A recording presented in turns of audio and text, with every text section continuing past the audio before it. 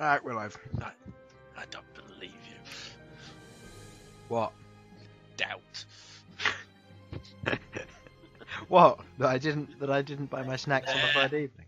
Yeah. Well, listen here. Next time you come round, I'll make sure to pick up more of those. They've got a new Haribo thing. Let me get it real quick. Excellent. They got not sponsored by Haribo. Anybody? Just raiding my snack bag. Hashtag not spawn. Haribo Squiglets. That sounds terrifying. They are squishy cubes of the various flavors that you can get, including bringing back some old favorites such as bubblegum and vanilla. Huh. Yeah, I haven't tried them yet. They're still in their bag, but if they're any good, I'll make sure to buy some more for 2 weeks' time.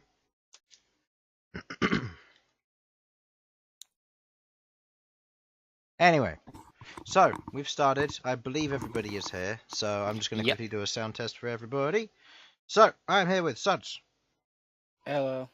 Harlan. Harlan. Son of a bitch, he's muted. Alright, well, Harlan's gone. Bye. Sam. Hello. Simon. Hello. Will.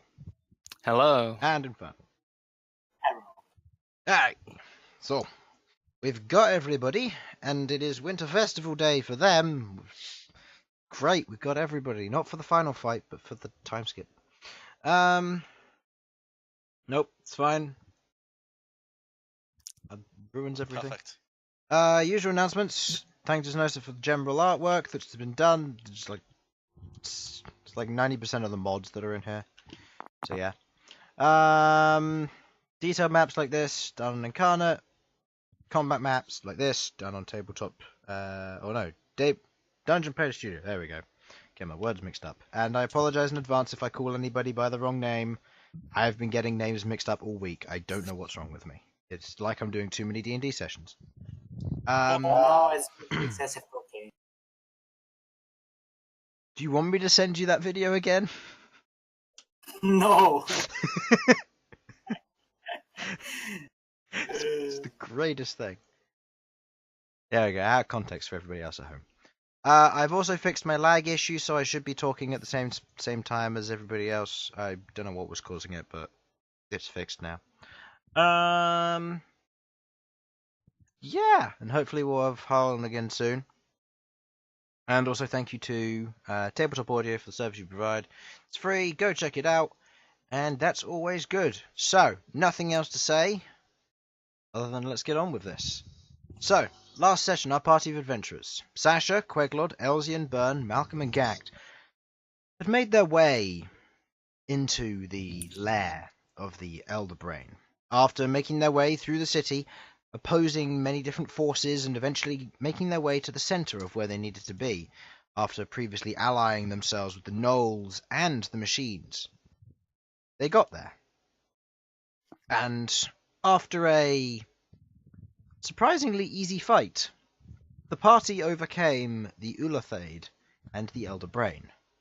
With victory in tow, they proceeded to explore the neighbouring surroundings, finding various things and completing their map before heading back home. On their way back into Adamanthia, they noticed the large form of Blitz in his ancient mithril dragon form standing atop the platform of the central tower. With Triumph on board and the rest of them ready to leave, they pass by the large forces heading southward in preparation for the battle ahead for them. However, on their way in, they see what now seems to be the fresh flakes of falling snow, settling on the crisp, frosted ground in the early morning. They see various children having fun playing a few what look to be melting snowmen, which they've probably missed a recent snowfall, and they see a storm brewing, incoming over probably the next 2 days as winter's crest reaches out upon them. So, as you're all lolling about, and haven't really got much else to do, you find yourselves in the in town. You have now entered in, and nope, wrong one. Not that one. This will do. You find yourself walking through town. Various children noticing the Dawn Marshals coming in, and they seem to be celebrating, or at least cheering or saying hello, trying to get your attention as you all move into town. They're fucking kids. It's true. As you're all making your way through, a few other individuals do take note of you, and you see what looks to be a large group of patrol members and miners currently heading the way you've just come in, seemingly making their way towards the mines. As you headed in, you went and you spoke to Hurricane, heading up the central spire and speaking to him. You handed him over the map, you gave him the information he needed, and he gave you your coin in return. You then proceeded to go about your business for the rest of the day. Some of you relaxing, some of you speaking to various members around town. It all differed. So, Malcom and Bern, the two of them say they needed to go and speak to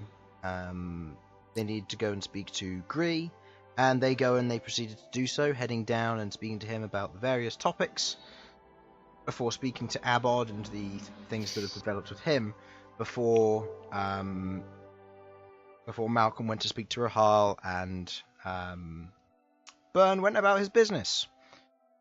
So, at this time, Elsyan, Queglod, Sasha, and Ghaakt, is there anything that you would like to do, either as a group or individually? Well, I was considering taking this time to start working on some fire bombs. Oh, what was it that we used last session? Oh, I'm Alchemist's sorry. Fire.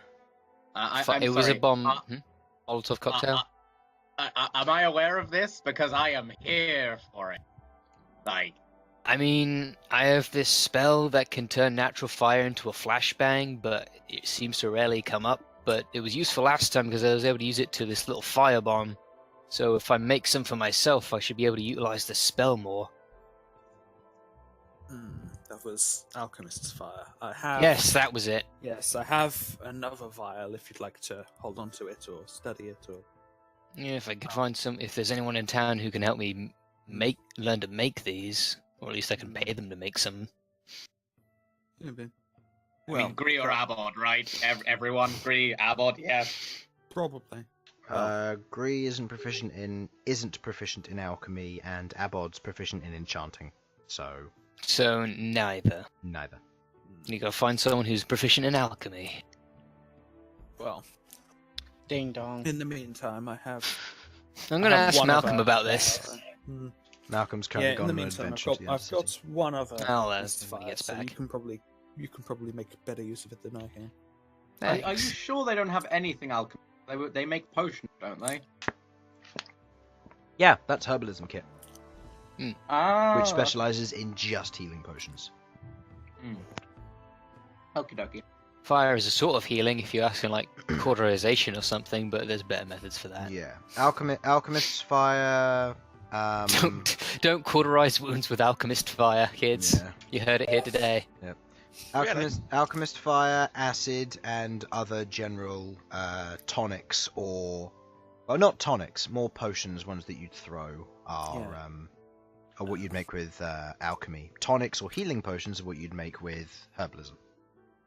Yes, no. If there are any children listening in for medical advice, if you pour Alchemist's Fire onto your open wounds, I guarantee you the pain will end. In the arm, yes. You will lose all nerve endings in that limb, and probably everything else. Yes, this is true. You'll never feel anything ever again. Great. All right. So you go to find someone who could help you with making more alchemist fire, or are you going to speak to Malcom about it? Well, I've just got a message saying that he doesn't actually know that, so I'm going to go find someone. Okay. Okay. Ghakt's going out on the town. Okay. So make me an investigation check. What area would you like to start in first? Oh, that's a 10, and investigation is 1, so that's 11. What were the areas of the town again? I've got the world map here. So. Oh, here we go. No, that's the. That's the world map again. There isn't a map of town. However, I can tell you the general districts. There is the central district, which is generally, you throw something, you're bound to hit something, kind of area, if that's what you're looking for. If you're looking for specific blacksmithing or general craft work, you want to go to the crafting district, which is where your tavern is. If you want to go and you want to learn knowledge, or you want to go anywhere else, there's the educational district, which is in the upper right. If you're looking for self-defense training or any martial effects, you want to go to the military area, which is in the bottom right. And then the bottom left is just housing. So, Right. You've got the center, which is jack of all trades. You've got the crafters in the top left, and knowledge in top right, and so on. I guess it would be either the knowledge area or the general area. Maybe the crafters. I'm not sure if alchemy is a type of crafting. Yeah. I suppose. I guess it'd be one of those three. Let's try the craft districts. That's where we live. It's the closest one. Is anybody else doing Start anything there. separate? Seeing as you're traveling together at the moment. I want to know, how much did we each get, like, money-wise? 1,000 gold pieces. I added yours to your inventory. Excellent. Didn't we spend a lot of that? No, you got. I already told everybody. You got 1,200 each. Then you each spent 200 for the land extension. Oh, right. Right. In that case, I think Sasha's gonna go on a shopping trip if anyone wants to join. Shopping. Okay. Would you happen to be going Yeah, to I my might come favorite along. lizard man? Makeover, makeover, makeover, makeover. I may pay a visit to Shishkri a little late. Currently, I'm Elsyan will shopping. go with Sasha. Mainly so Elsyan can taunt Sasha. or be outside the changing room, you perv. Not into short people. There also aren't changing rooms. Oh, it's that And kind to of be quite establishment. fair, our party has had baths together. This is true, Mm-hmm. except for Ghaakt and Bern. But then again, Well, that's just. Let's be for honest, them. they aren't real members of the party, are they? Behold took that to the grave. Rat. Wow. Okay. Rat. I mean, we were all thinking it. Just Sasha was the only one that was gonna say it. Alright, Ghaakt. We're on Alright. our own. Yep, so we're gonna have our own door We're working marshals with together now. blackjacks and hookers. Yep. I Yes, we think got 5,000 gold. Actually, we already have both blackjacks and. Damn it! Well, we're gonna have I don't know, poker and heroin. gigolos. Yes. Well, hello there, boys. I'm Elsyan, the Gigolo. This is actually a lot more up to Ghakt's speed, in all honesty. Mm. Sorry, what do you think we have Elsyan for? alright. So, I'm in a coma right now, right? not yet. Oh, yeah, okay. Yeah, no, you're technically all traveling together still because Malcom and Bern haven't split off yet. As you're all heading to your tavern, you'll make your way inside. You see Zuvan there currently speaking to a relatively interesting member who's currently sat at the bar table, a large Minotaur individual. And what you can see, what looks to be Chunk currently biting on his tail. But he doesn't seem to mind. As you enter your establishment, you are greeted by Penniver, who's currently on guard duty. Ah, greeting, Penniver. Oh, welcome back. I trust everything went well then? For a given value, yes, we're alive and well, that sort of thing. We succeeded, where others failed horrendly. And well, now it's the winter holidays, so time for a bit of fun, I think. Well, that is true. By the way, Things who doing has the cube the thing gave us? Yeah, we never decided that. Yes. Yeah, that's true. Who has it? Who has what? The cube. The cube. The cube. Where's it? I think I should have it because I like having a cube. Is No one this else. cube No one chaotic else. in No one else has. No one laid claim to rejects. it, so. No one. In who's the lead? Yeah, it's probably safest with Sasha. As Yeah. strange as that feels to say. What? Now, is this cube chaotic by any chance, first? Why would you say that? Just cubes of. Do we have like a specific name we want to be using for it, or Cube. Cube. Cube. Is that really all we've got? Yeah, I mean, in all honesty, my Thursday campaign, which received an item which was a dodecahedron, they proceed to call it the cube or the box now, for one reason or another. So, just call it the cube or the box, because they might as well be the same thing. Do we know what it does? We haven't Nope. tried it. That's what. No, the bones nor are did asked. he. He told you to experiment and find out for him. Yeah. Can we see if we can try anything? See if you can try anything. Yeah, like if we can make it do something. Sure. What do you want to do? So it's just a cube. There's nothing on it. There's a cube of what looks to be writing on it, and as you hold it, there's a light vibration to it as you hold it in place. Twist it. Okay. Can we twist it? Give me an investigation check. One of you. Which I actually need to get. Who wants to die? Fuck it, Elsyan will roll once he gets it set up. I can do it. Don't worry. Harlan is also trying to get into table. Yeah, roll. Quick thing. Who's seen Into the Spider-Verse here? Me.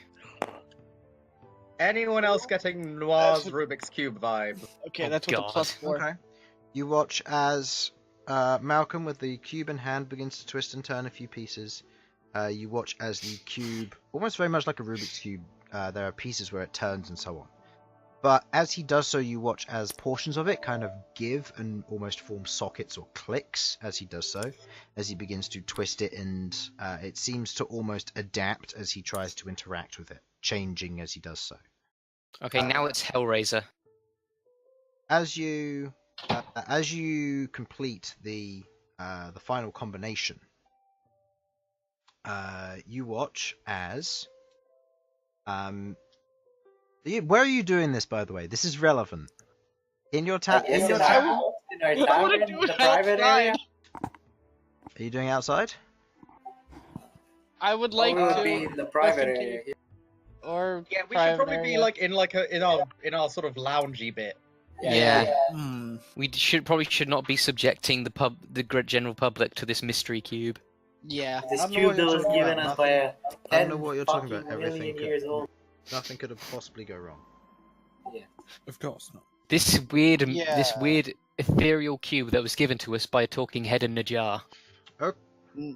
Nothing could possibly Okay. go wrong. What I guess trying to As you begin to kind of twist and augment it, you watch as the cube begins to vibrate a slight reddish pink color. And as the color begins to fill all of the seams that you've made so far, you watch as out of the bottom this kind of thick purple and grey kind of color kind of pulls out of the cube, releases, drops, hits the floor. There's kind of a sizzling sound as as what looks to be a light smoke comes off of it, And in its place, lying on the floor, seems to be a crystal vial with a reddish-orange liquid. Pick it up. Okay. See if I can tell what it is. Make me an Arcana check.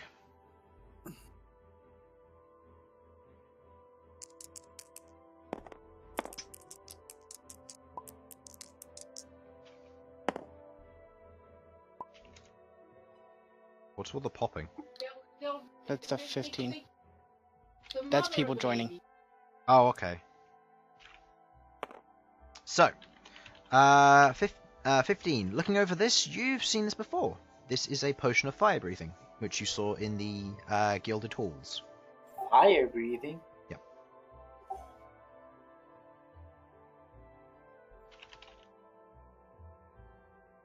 Did you just turn our mystical magical cube into a potion? No, it dropped it. No, it dropped it as the liquid kind of dropped out of the bottom and then seemed to sizzle and dissipate. Does it do anything afterwards? What, the cube? Yeah. Holds in place. As in the air, or? No, it's- in your hand. Can it still be Can moved? it still be twisted? Make me an investigation check.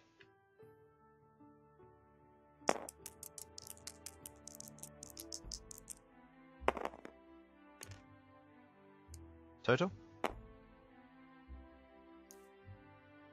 And Okay. You begin to twist it a bit more as it does seem to give, kind of continuing on this strange kind of puzzle box theme.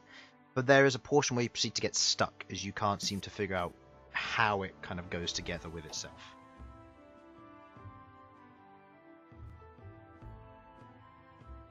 anybody got any ideas?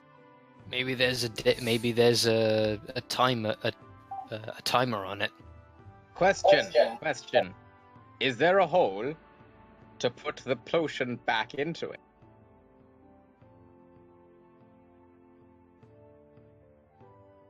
Looking at it? No. No. Doesn't look like it. Okay. Just kind of fell out. Here, try again. I cast the thing on him. The Fox thing is on gone. him. Fox is Cast on thing. I cast thing. What happens? I don't know. Thing. A thing. A thing happened. I cast a thing on the thing. Yep. Okay. You thinged him. Fox is cunning. Okay. What So- does that do? It gives you advantage on intelligence-based checks, I believe. Yes. Oh, okay. Okay. So,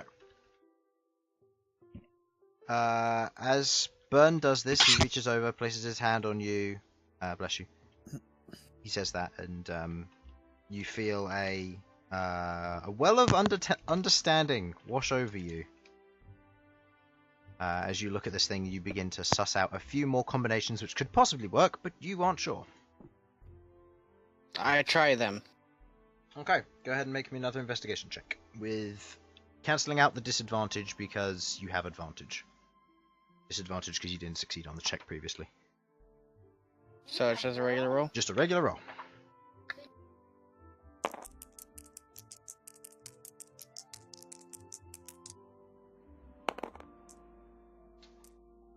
Total? 16. Twisting and working on it, you can't seem to get a feel for it. It seems to jam once again as you can't figure out what comes next.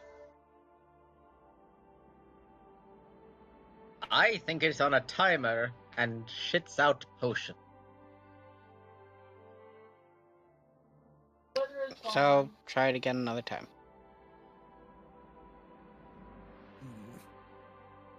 We need to try and figure out if we can control which potions will be produced. It seems unlikely that it would only be the fire-breathing one. A thought does occur.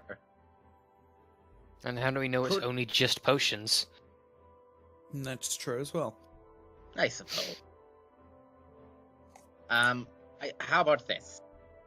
What if we take it to Abod and Gree, and then take it to Hurricane, and see if they have any idea what the fuck?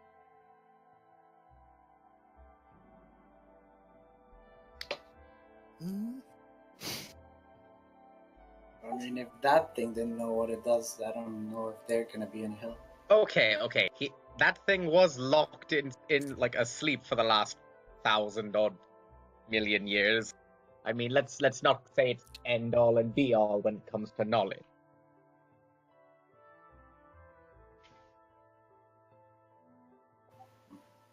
Mm. Do you think the things that come out of it could be relative to when it was made, or like, because if we do certain configuration of this, we might be able to teleport things that are super old out of it. Can I tell if the potion is old or not? It looks clean Or how and old the new. potion is? It looks clean and new from what you can tell. So, okay, it didn't teleport. It just had it within it. Well, I mean, maybe it did. Maybe it teleported the nearest one. Should check if there's been we should once we use this a few more times, see if there's any like disappearances around nearby. Do you want to ask every single potion place in the city if their stock check is off now? Well, I was planning on going shopping, so. Boy. How about this? You said that we picked up a potion of fire breathing, didn't we? When you're in when you were in the Gilded Halls, remember where you're... Yeah. Yeah. And unless I'm forgetting, nobody used it. Correct. So think- if one had been teleported here, presumably it would be that one. Do we? So we just check to see if the other one's still around. Yeah. If anyone has it in their inventory.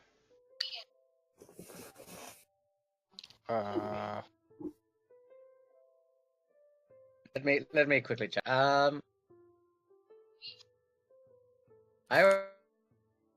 already have breath, so I. So again, you cut out. Yeah, you cut out. No, it's not in my one because I already had one, or rather, I had a scroll of dragon's breath. So I didn't pick it up. I know that. There's a good chance it's in the bag of holding. In which case, I'm looking and it's not here. If it's not... Now, I don't want to sound deadbeat. Oh, that was bad. I don't know why I said that. But Behold may have had it. Oh. Oh, let's see. Yet another We way did take he it- could we have did not take the- died. We did We take let- his inventory off him before we buried him, right? Yeah, you Okay, did. okay, So one of them okay, should have been good. stock taking. Now, guys, I think that maybe it was survival of the fittest that Behold died. He was the fittest, physically. Yeah, Yes, But I his did. Wait, mental acuity was not high enough. Apple Is it was an orange not a blue? number. is it an orange potion? Yes. Behold had it. Oh, And who's the one that cleaned his inventory? okay. It was... I believe it was Malcom and Sasha who cleaned his inventory. I only picked up his sword and And I only picked up the healing. I'd love potion. to see that. So what you're telling me is that Behold I has think the rest of it might just be in like still in our fucking hold storage, just in a corner shoved in there somewhere where we were storing his body. All of his magical items are in a corner. Keeping them fresh. Yeah, that's a point where we need to actually have a funeral at some point. Or at least actually bury him, or figure out what we're doing there, because... He was a man of the north. He'd appreciate it being in winter.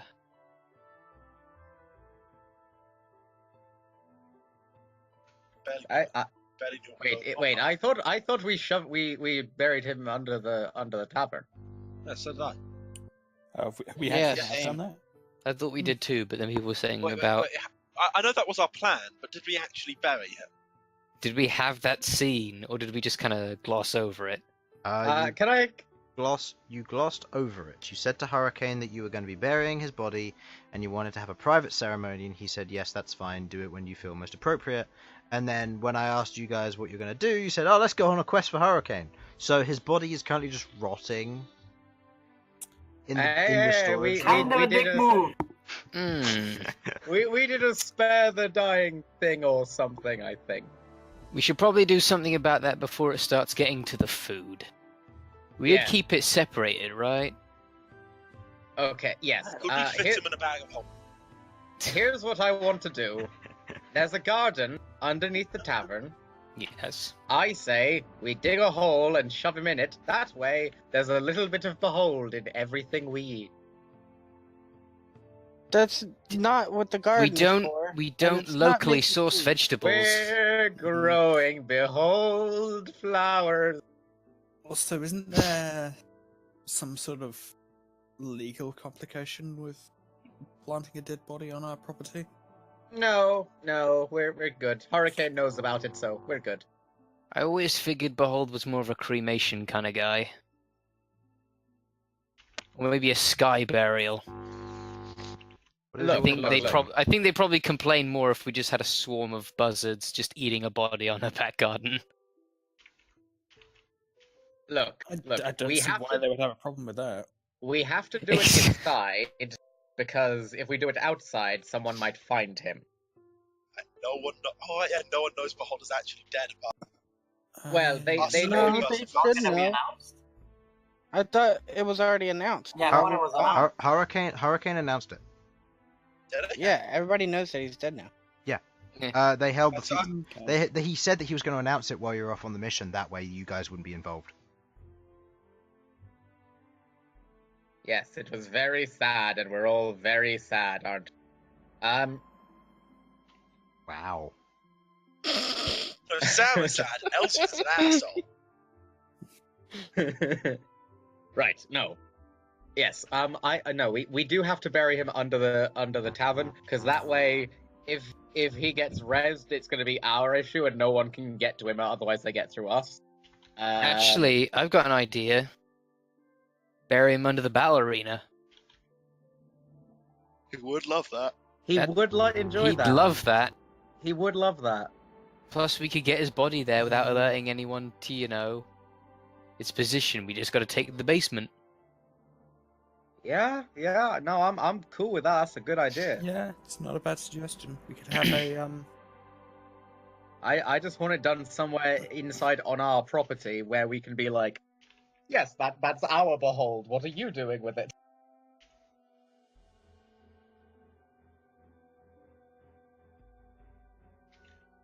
So, shall we make up a team to carry Behold's body to the arena via the underground passage?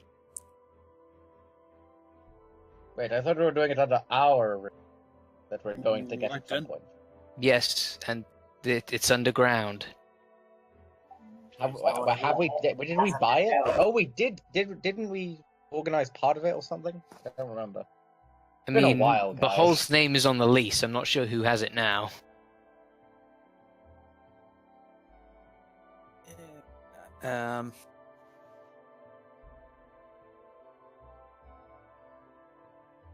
Yeah, I don't think we ever. I don't think we got the thing. Well, it was primarily Behold that wanted it, so. And now he'll be able to watch over it Didn't forever. Malcom by end of our adventure? I feel like Malcom something. Yeah, it hasn't was been buying. built. Chris, did we put an order in for that or no? For what? For A battle arena. no, we didn't. No, you didn't. Okay. In We that were going to case- sponsor an already existing one. You couldn't do it because you needed to spend the money on the land expansion, which was next door, in order to get that and secure it before you lost it. So as a result, you chose to hold back on that, so that then once you got the money, you would choose to spend it on it then. Alright, so we've got to secretly bury Behold's body under the battle arena without anyone noticing. Or would they? Or would they glad? I'm sure he was a big. I'm pretty sure he was a big shot over there. They probably be cool with that. Do they have like a crypt for people who died in battle or something? Some history lesson for the kids. You want to figure that out? Go ahead and make a history check, please. Reckless attacks never work. Fighter's best. Total? Oh, 9 plus 1. That's 1. So it's 10. 10. From what you can remember, there was. It is a place of honor for individuals who did either die in battle or took part in battle. So it's possible that could very well be a good place for him to be put to rest. Yeah. Yeah. It would be an honorable They should place, be fine with that. and people, if they trusted and or worshipped him, would then be able to go there and say their prayers. Yeah. Perfect. It's a public area What- which the public isn't aware of until word spreads, which means that you've got time. Probably see a new influx of clientele too. And if Behold would have wanted anything to come of his death, it's to a higher promotion of Bloodsport. That is very true. Sasha is washing the hands of this. I'm like, at this point, as long as it gets done, I'm too tired. You will all remember Behold on his petition to put gladiatorial combat into the Olympics. Yeah, of course. Weird because the Olympics. You're breaking up. Chris, does the Olympics happen? What mic are you using? Is your one disconnecting and reconnecting or something? It sounds Okay, like that's You sound like you're recording from the other room it sounds over. like you're using a phone. better. Yeah, It's- there's a loud buzzing, okay. but we can hear you now. Yeah. It'll be fine. So, yeah, Any better? go into the That'll arena. do. Yeah. So what did you say? Is the Olympics a thing? There's a sports festival in summer, Okay. which is as close as you're gonna get. To the allow Bloodsport there. The Beholdimpic game. This shit. Oh, No. No. I'm with you, Harlan. yay! Our new trophy. If you win the arena, you become the Beholden. That's right, everyone. Beauty is in the eye of the behold. The most beautiful man I ever knew.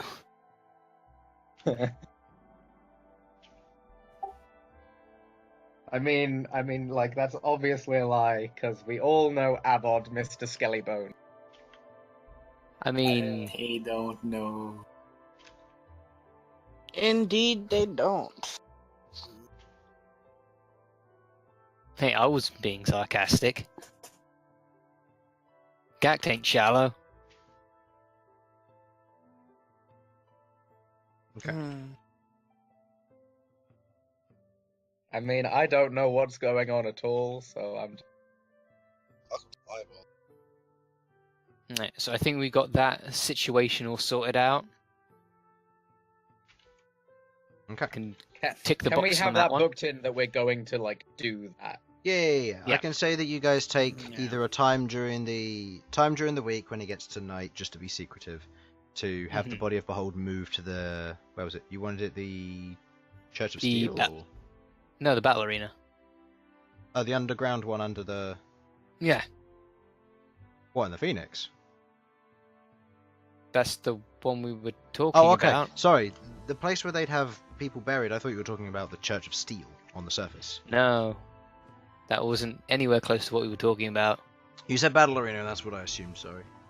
They have a battle arena or a church? Yeah, Oh, Church yeah, of they Steel, do. which is Yeah, the that's church- fine. Where did that? I climbed No, it. Go no. there then.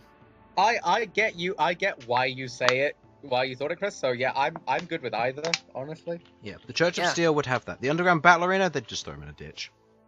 Yeah, let's go to the Yeah. church. Let's Yeah. go to the church and just put him. I I feel thought like it they'd was be strange okay. that the battle arena would have such like a ritzy burial area. Yeah, no. I I mean, mean- in Behold tradition, being chucked in a ditch isn't actually a bad thing. So, just saying. Yeah, but let's face it, bearing beholders really. So, You're not buried in a ditch with all your closest comrades. How are you supposed to find each other in the afterlife? Exactly. So, at some point during the week, you take Behold to be buried there. While you're back at home, you've met your stuff. You mess around with a cube. You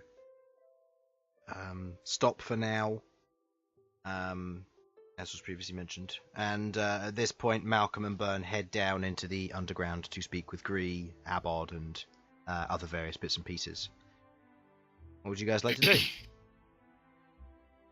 Well, I'm Well- gonna go on my alchemy quest. Okay. I'm going to go on my shopping trip. I'll be going with Sasha Judge Okay. So you want to go shopping Um, as well? And like a Queglod? sassy gay best Yeah, I'll probably join Sasha as well. Okay. I mean, if we're all going, we can all be going. Yeah. I just got to stop up at a few places around the way. Mm. Okay. Oh, you- and we can if you're going weekend to- at Bernie the Yeah. burn around. If you're going to Shishgri, as you go there, Elsyan, I'm not going to have you roll for this because you know exactly where he's located. As you head to Shishgri, you can see that he's there. He's currently selling he seems to have expanded a little bit, and you see that he's currently selling winter clothing.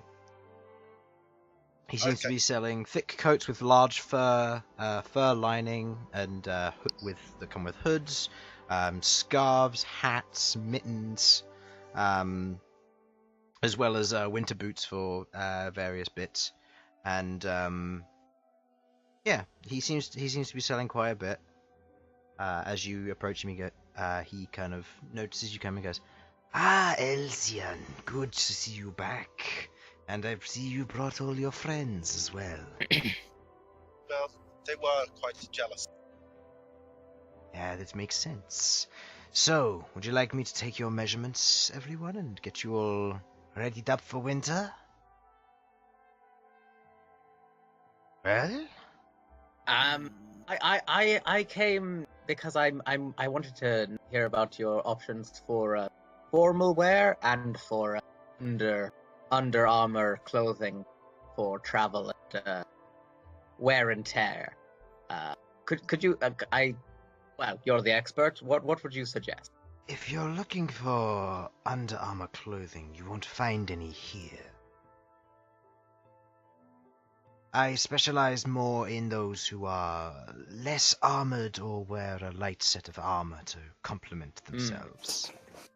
Using heavier armor is not my specialty. If you're looking What for about the formal formal? wear when you're wearing no armor, then there are plenty of things I can offer. I can offer dresses or more tuxedo types, if that's depending on what you would prefer. Or even Probably more of a something tuxedo or a robe. that can work. Elsyan's seen my range before, but I've got some new winter stock in, if that would interest you. Yes, it might.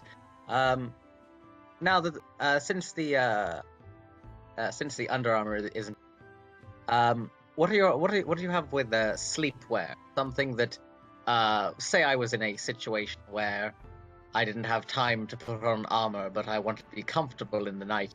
Is there anything you have that I could wear that would be, well, say I were to be jumped, that would protective as well as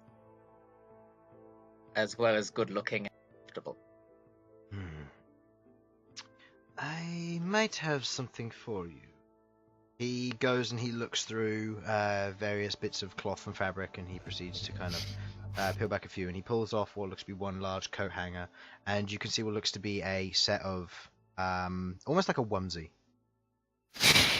Oh, I'm already excited. Kind of holds it in place, and you can see it's been made to imitate a gnoll, with like the fur and the hyena hood. And Oh, how fitting. And he holds up and goes, it's something I've worked on, but hasn't been much of a hit. I call it a snuggie. You fit into this when you go to sleep. It's a full set of warm clothing, but it won't rip or tear, which makes it particularly useful versus piercing attacks or slashing. It doesn't protect against bludgeoning, but it's useful in that minor measure. And if you should need to, it's got a set of foldable daggers that come out of the sleeves if you are attacked in such a way.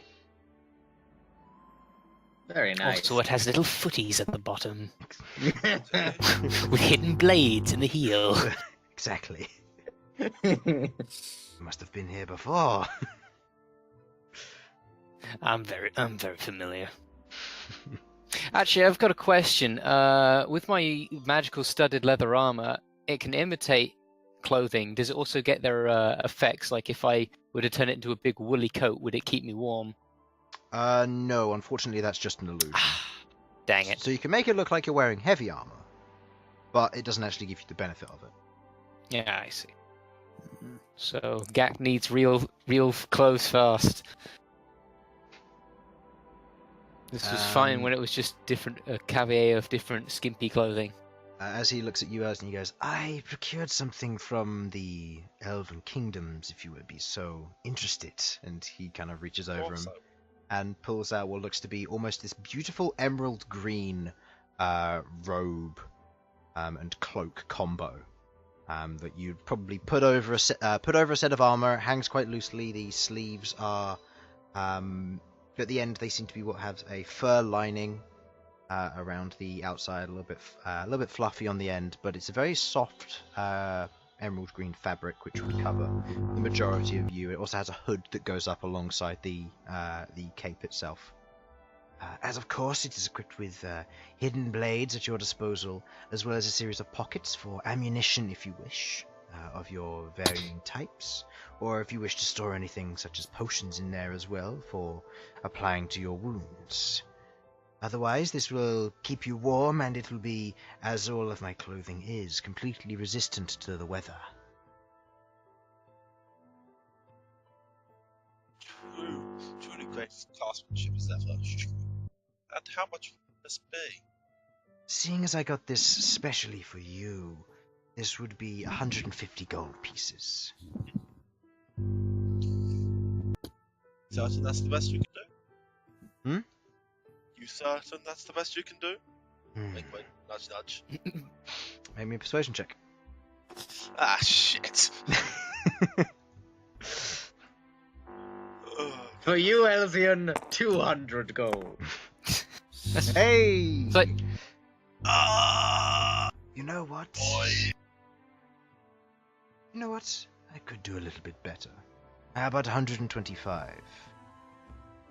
Sounds like a fair price. 125 gold, add 2 additional hidden blades to your inventory. Okay, I have not actually been counting how many hidden blades I'm supposed to have. 8.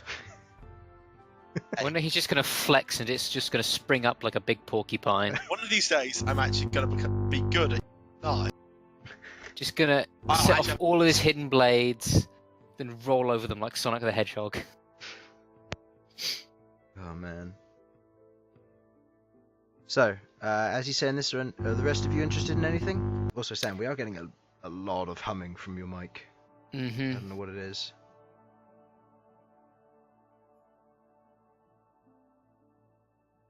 So, I would Sasha, like to find... did you want the Snuggie? I mean, I'm still considering on the formal wear. Is this better? No. It's still humming, but you're louder. How much for the formal wear? Same price as what I'd usually charge, so 150 gold.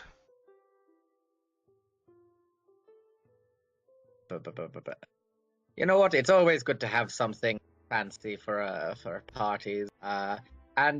And I believe it's that your things don't tear, don't rip. Don't tear, don't rip, and they'll protect you from the harshest of weathers. Except for Winter's Crest. There's nothing that can stop that weather. and also very good, and also keep themselves clean even under difficult circumstances. That is also true. Yes, I think I would appreciate a fine Tito. Could you have like the long coattails thing?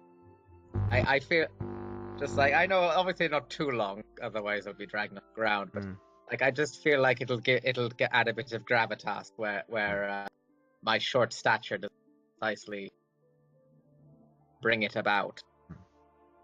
He nods. You watch as he pulls out what looks to be the large kind of same formal wear that you described, but it's far too big for you. And you watch as he pulls out a simple sewing needle with what looks to be a platinum thread to it. And as he kind of begins to sew it through various stitching points along part of the back lining, you watch as the fabric and the rest of it begins to shrink slightly more to your size. Before he pulls the thread taut, bites it off of his tooth, ties it into a small bow, the platinum thread dissipates, and he hands it to you. So 150 gold for this. Shall I try it on first, just to ensure everything's fine, or... That's up to you. The measurements should be correct, seeing as you're the one buying it. Okie dokie. Well, sure, I trust you. Adds over 150 gold. Okay, hand over 150 gold. He looks at Ghaakt and Queglod now. Anything I could help you two with? I would like just some good weather-resistant light armor, if possible. Armor's difficult. Cosmetics are more my thing. I can have That's armor that fair. goes over the top, though. I'm looking for something that's got a nice fluffy neckline.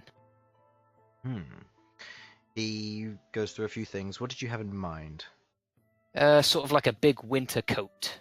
Okay, so thick coat fabric, kind of a little bit of a soft underlining, kind of like maybe a bit fluffy, with the fluffy kind of collar and hood, that kind of thing. Mm-hmm.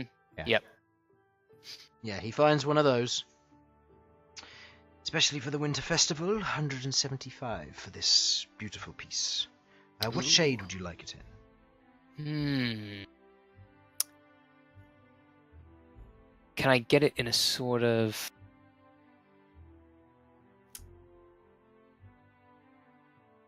Yes, can I get it in a purple? Yes, of course. And he rummages around a little bit, pulls out what looks to be one of the purple ones, and hands that to you. Nice. 175 gold for that. And Queglod. How much is that in platinum pieces? 17, and then you have to take 5 gold. Alright. If you don't have the 5 gold, break a platinum down into 10 gold. Don't worry, I got 55 gold still. Just take 5 gold and 17 plat. Queglod.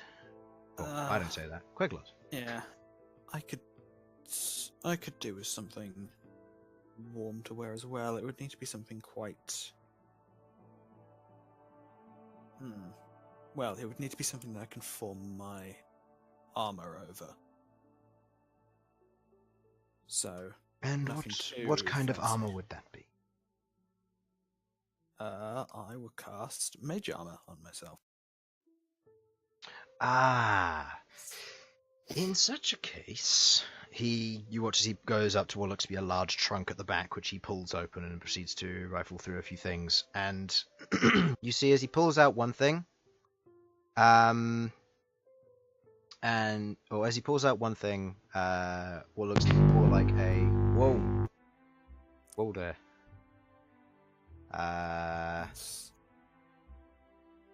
Yeah. Okay. Alright. So Sam said his mic's giving in, and he's going to be potentially calling it there for a night. Hopefully all goes well, and hopefully the problem does resolve at some point, Sam. You've done your shopping. One thing before you go, Sam. Did you want to buy Malcom clothing like you said you were going to be doing, or were you just going to show him where it was? Just a general thing before you head off.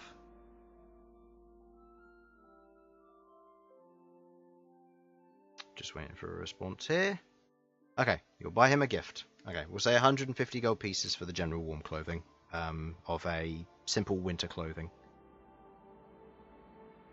But for you, Queglod, you watch as he pulls out what looks to be the same kind of winter clothing of human stature, and he, as he kind of carries it over, you can see what looks to be kind of sewn into it seems to be a few golden glyphs around the outside. And he goes, "This armor will especially adapt to mage armor. It will consider you capable, and upon casting mage armor will turn this suit of clothing into your mage armor. This is what I would prefer to call battle clothing." I see. Quite interesting. And I assume this comes with your traditional promise of weather resistance Yes, as well. usual standards. Yes, this would be... that would be appropriate then. How much would it be for something like that? For this, because it's part of our battle range, it goes at the 225 mark. It's a little bit more expensive getting the golden stitching into these things.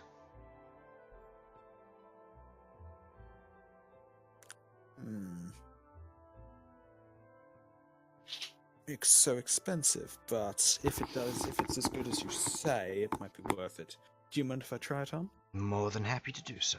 You watch as he pulls out more of the platinum thread and proceeds to weave it through, and as he does, it kind of shrinks down to your size, kind of judging out your measurements, and proceeds to hand it to you.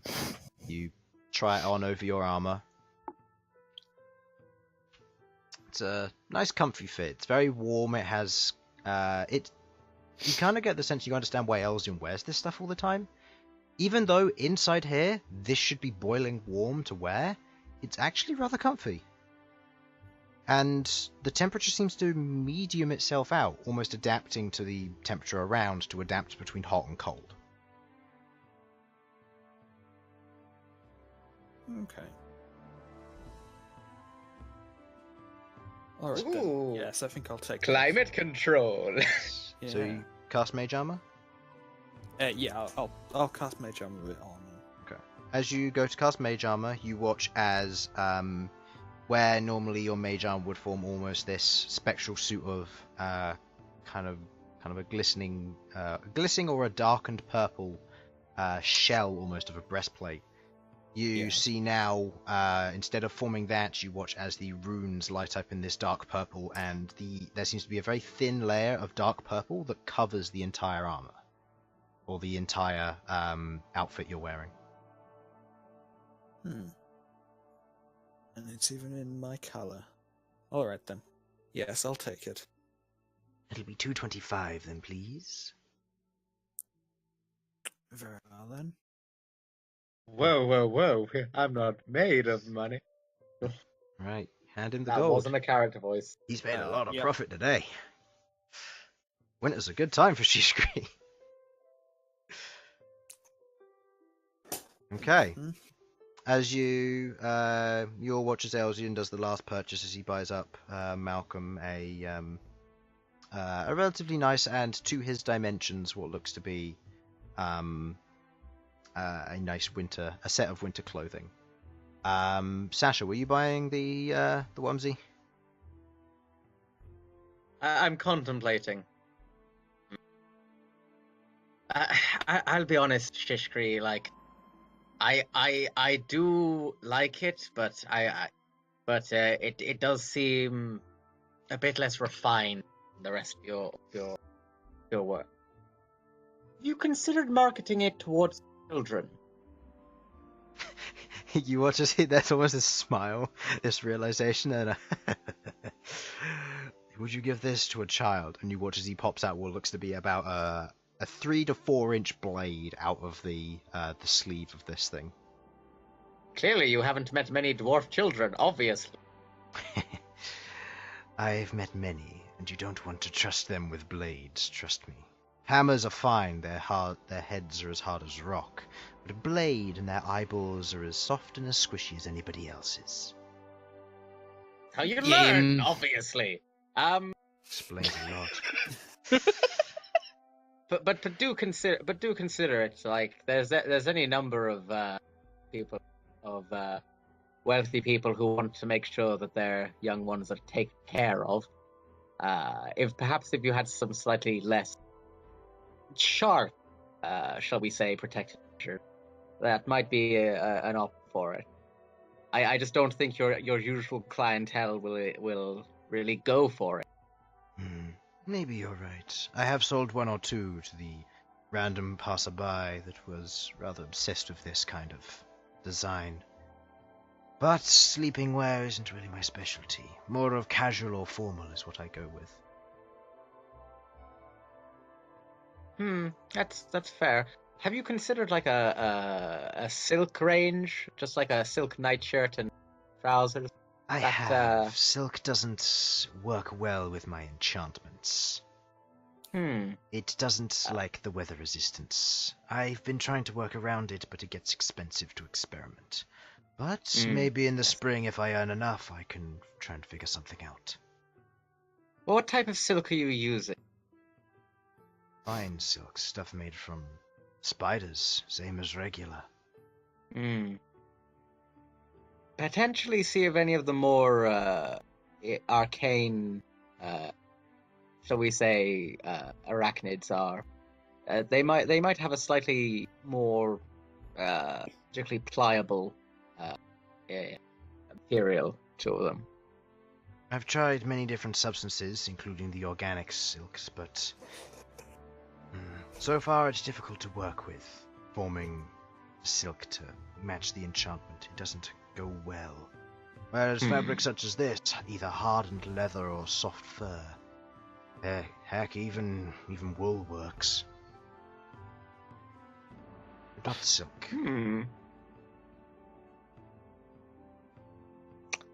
Maybe have you considered cotton and stitching in the enchanting work? Cotton gets expensive at this time of year. I tried it once before, it didn't go terribly well, but I didn't experiment too much when my business was young. Well, if I come across anything that might be helpful in experimentations and endeavors, I'll give you a shout. For now, though, I'm afraid the Snuggie just isn't for me just yet. That's fine. However, if you get a dragon-ish one, I might be. I can arrange to have one made.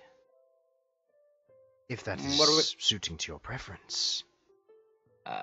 What sort of cost would we be looking? Obviously, I'm not expecting you to go out and custom made isn't a problem. If I'm remaking one of these, it'll be the same price. Yes, why not? Although I would like to pick that up in a couple weeks, though, not. That's fine. If that's. Take your time when you need it. But just let me know when you'd like to receive it, and I can get it prepared shortly after.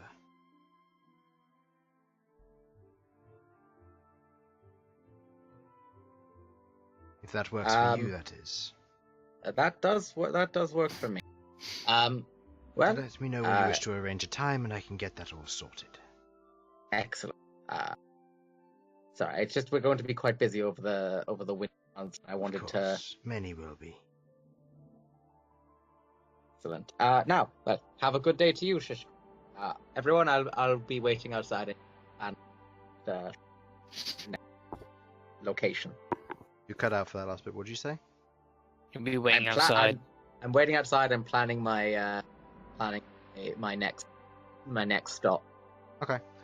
There is no outside. You're currently in the large courtyard of the. But I'm going to the side. Okay. As you plan that, that's definitely what I said. Elsyan heads off to speak to Malcom and give him his gift, and proceeds to search him down as best as he can.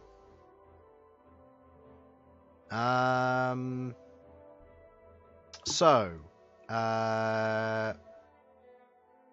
Ghaakt and Queglod, you'd be heading towards somewhere. You rolled an investigation, didn't you? Yep.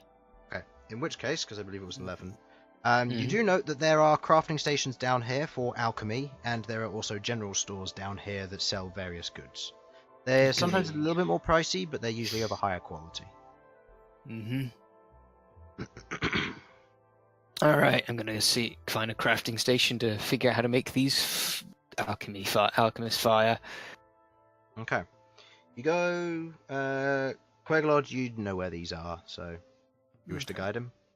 Yeah, I will help Okay. Ghaakt find what we're looking for. Okay.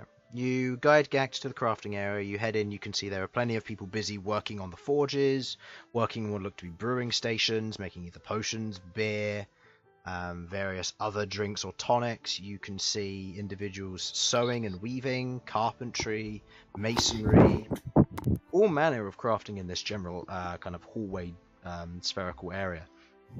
However, you are drawn and taken to the attention of what looks to be a large alchemy set that's currently in place, and someone is currently busy working on some kind of potion or tonic, pouring various ingredients in to a heated kind of spherical glass.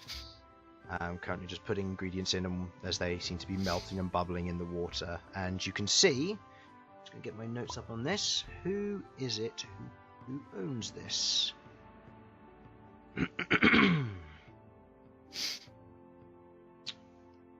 Alchemist is...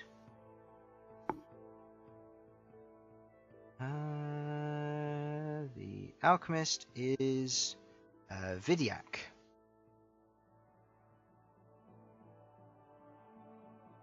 As you head up close to this individual, you see what looks to be a little bit more of a gaunt human, kind of sunken features, kind of a paley skin. As the individual seems to be currently messing around with various tonics and other chemicals, and currently guiding someone. As they see you kind of enter into the general area, he goes, "Oh, wait a moment. Who it is?" And he proceeds to continue guiding the person. Do you wait, or? I'll wait. Okay. Yeah. As you wait for about 2-3 minutes before he kind of goes and goes, "Terribly sorry. So, how can I help you?" Yeah, I was looking for a place to get some alchemist fire made. If you're looking to if you wanted to buy alchemist fire, I can sell you some. I've got plenty in stock. If you're looking to learn how to make them, I can teach you. But if you were just looking to make it yourself, then you had the ingredients, then you're more than welcome to get started on one of the stations. It is a small fee to use it, of course.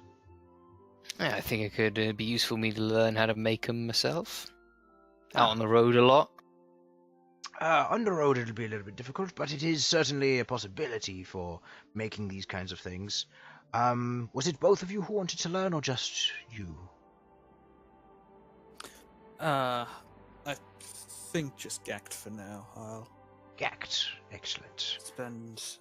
Well, if you wanted to start straight away, we can get started on that. I am currently working with someone, but I can work with the two of you. The other individual who you see looks to be a gnome, currently standing on a stool near the alchemy set. Just kind of looks over, gives a respectful nod, then goes back to making stuff, or attempting to. Anything go wrong? Nope, nothing goes wrong. Shame. Alright, yeah, I'm good to start today. Okay then. It is the fee that I charge is 10 gold for a month's worth of training. If you learn it faster than a month, then I will proceed to repay you the respective amount. Cool. Okay. So it's Yeah, 10. So it's 10 gold up front, and he will train you for the next month in a series of sessions, and depending on how well you roll, will depend on if you learn it faster than needed, or if you learn according to the original guideline. Mm-hmm. So, Right, we rolling that now? Yep, Or... go ahead and roll, and I will be rolling for how well he does in terms of training. Well, Oh shit! let's hope that you're a fast learner. 14. What am I doing this with? Intelligence. Intelligence. So Thankfully, that just be a wall. His intelligence does partially counteract the 1. As he proceeds to teach you, Queglod going off and doing her own thing, you're kind of left alone, and you find yourself, as you're being taught the various things, reminds you very much of college, and you find yourself almost getting distracted, wanting to almost write in some of the textbooks, or proceeding to go over it, but then you kind of refocus your mind, and he kind of seems to have partially fallen asleep during the middle of one of his sentences. He does look very tired. As he does seem to be very tired. Do you leave him be, or? I'll leave him be. Okay. You leave him be, and we'll say you come back for the next session, whenever that is. Go ahead and roll. I'm going to say that we will partially reserve the 15 you just got. Natural 20. This time, where you kind of when you kind of show up and you're now very well prepared, he kind of goes, "Terribly sorry for that first one. I must have nodded off. So, let's get started." And he kind of looks, and you've written down notes, you've prepared for this, and he's like, "Well, it looks like you're all prepared. Let's get you into a practical experiment, shall we?" And he proceeds to draw you into the various experiments, but you've read up on most of these, kind of preparing yourself for the next day as you want to make up for the lost time. As you do so, you proceed to pick up on a lot of the tricks nice and early on, kind of picking up some of the simpler things to make. For example, Alchemist Fire is one of the main recipes you are taught, is portioned to what you are. However, he will proceed to continue teaching you the various other alchemy things as well, as akin to the training. And I'll give you a short list of the things you can make with the alchemy set, and if you wish to make future potions if you wish to make more potions going forward, I can proceed to give you some recipes for those, either upon acquiring them or upon figuring them out. Either way. As is akin to all proficiency sets, once you gain proficiency in this, you can go ham with anything that you feasibly could make. This means if you wish to try and invent sparkling cyanide, you can. Oh. Because all you need to do is try and figure out what ingredients go where. As is with Fraser, where he's proficient with a tinkering set in Thursday, he's figured out how to make bombs. So, yeah, you can do what you need. And we'll say this is the final check for picking up on this. I'm going to say this rolls with advantage due to your high rolling so far. So just in case you need to 4. And advantage. That's 6. The teaching at the end of it, as you've kind of learned what you want to learn, he does continue to teach you as he goes, but there's a little bit of kind of drop off at the end where the enthusiastic burst went through, you learn what you need to know, and now it's just extra stuff kind of being pushed into the back of your brain. We'll say that this takes, due to the rolls, we'll say this takes 3 weeks, so you will receive 2 gold back as a course of the training. However, you are now proficient in the alchemy kit. Cool. You will need to pick up a set of alchemist tools if you wish to do that, or you can pay a gold piece to use the tools here for a day, effectively. All right. Do you wish to know the price of an alchemy kit? Yes. How much? It is. Wait. Alchemists. Okay. I'll keep that in mind for now. So Queglod, after this happens, I'm back. Alchemist supplies is 50 GP for the full set, and it weighs 8 pounds. So if you want to go and find those, we can say you've done that.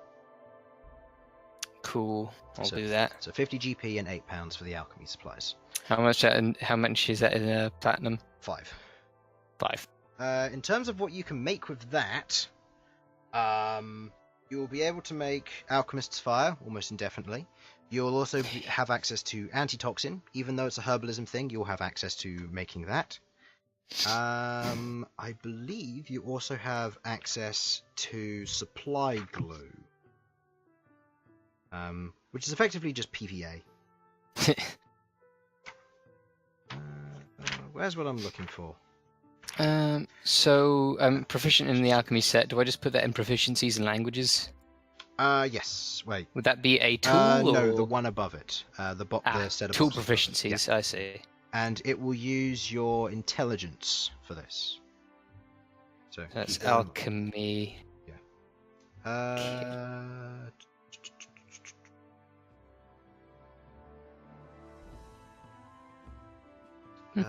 3. That's pretty good, all things considered. You can make 1 dose of acid, Alchemist's Fire, antitoxin, oil, perfume, or soap. you may subtract half of the item's total GP worth of raw materials you are carrying. So Well, time for Ghaakt to get into making custom soaps. can do, or you can begin to make other things. Something else that Alchemist Supplies allows you to do: it teaches you how to start a fire. Just saying. All right. Boy. So Ghaakt, or not Ghaakt, Queglod, what did you want to do after leaving Ghaakt for this?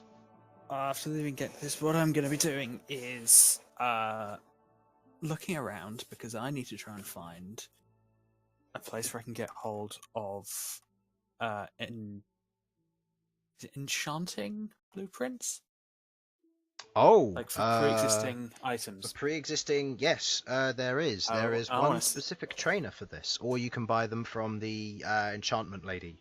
You know, the bookkeeper. If you remember his name, I think I have it written in down somewhere. the enchanting area I went into. Yeah. The- Was he the Tezuki? Yes, he was. Okay, yeah. I don't remember his name, but I remember who it is. Yeah, I should have it written down, but he's not on the list.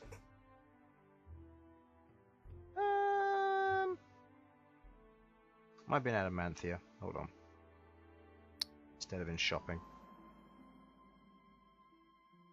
Was that £8? The alchemy kit? £8, yeah. £8 on the alchemy Cool. kit. Beep. Nope. I don't have it written down, unfortunately. If you have it written down, I'll grab the notes later. It might be somewhere, I just can't see it. But you can go there if you wish to buy enchanting blueprints. Is there anything you wish to make? A mess. Well, Yes, thank you, Harlan. yeah. Basically, my goal is to try and use the blueprints to try and understand.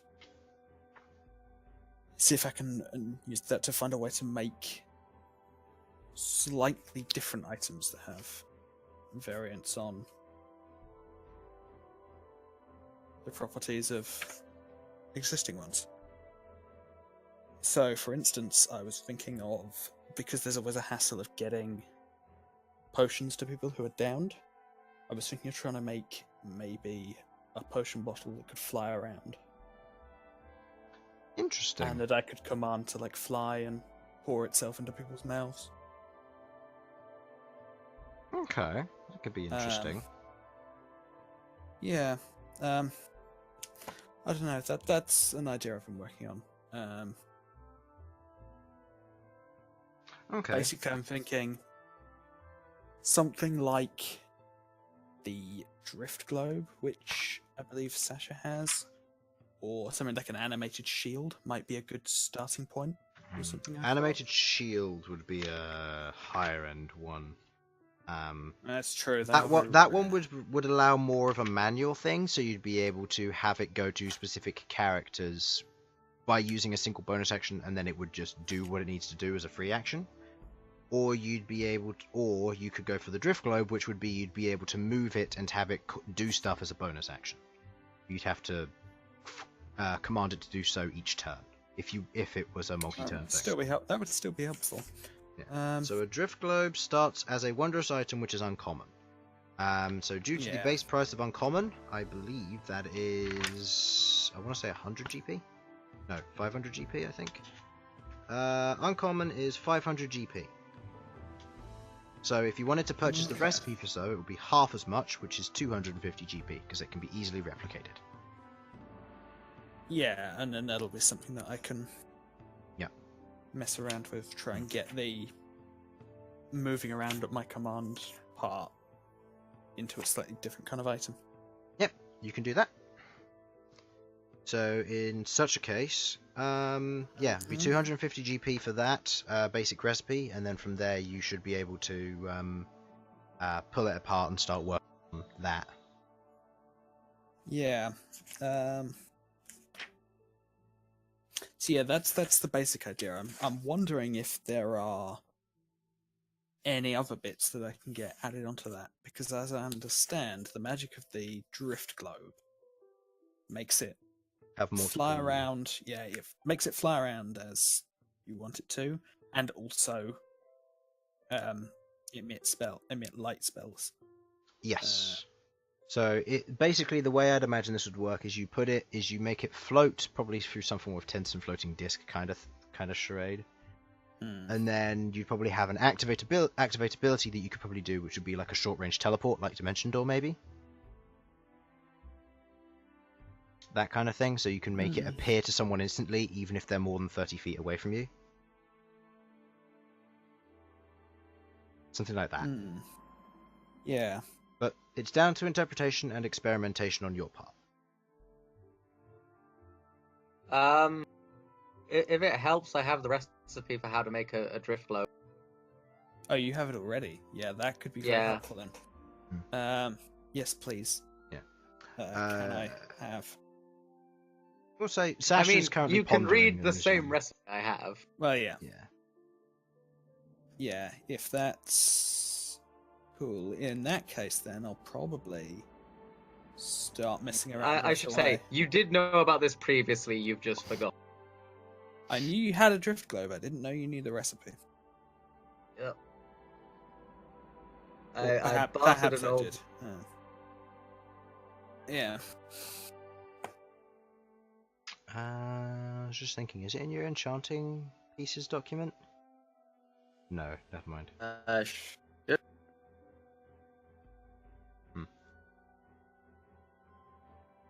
Hello, have I DC'd? Hello. No, we can still hear you. No, it's just Drift Harlan globe. having a little bit of lag. Yeah, so you attain the drift globe recipe from Sasha, and you so you now have that, so you don't have to pay the 250 GP. However, assembling it will require rough components to match 500 GP. Yeah, I'm not necessarily looking to make a drift globe unless that's necessary in order to. No, that's not it's not entirely necessary. It's a matter of if you're trying to take the pieces from the drift globe that you want, it would be a matter of trying to recreate the enchantment in a new object. So as a result, the cost of the enchantment would be 500 GP. Yeah. No, more. Because it's a glass bowl. It's a glass ball versus a glass vial, which is effectively the same, because it's quantity of glass over quality of glass. So.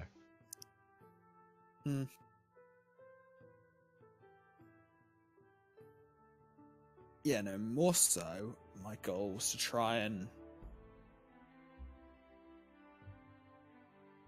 analyze the recipe rather than the physical enchantments, which is not something I've spent much time doing so far. Okay. So I was wondering if maybe it might be a good idea to try and find a teacher. Okay. Is this in the intention of analyzing the recipe?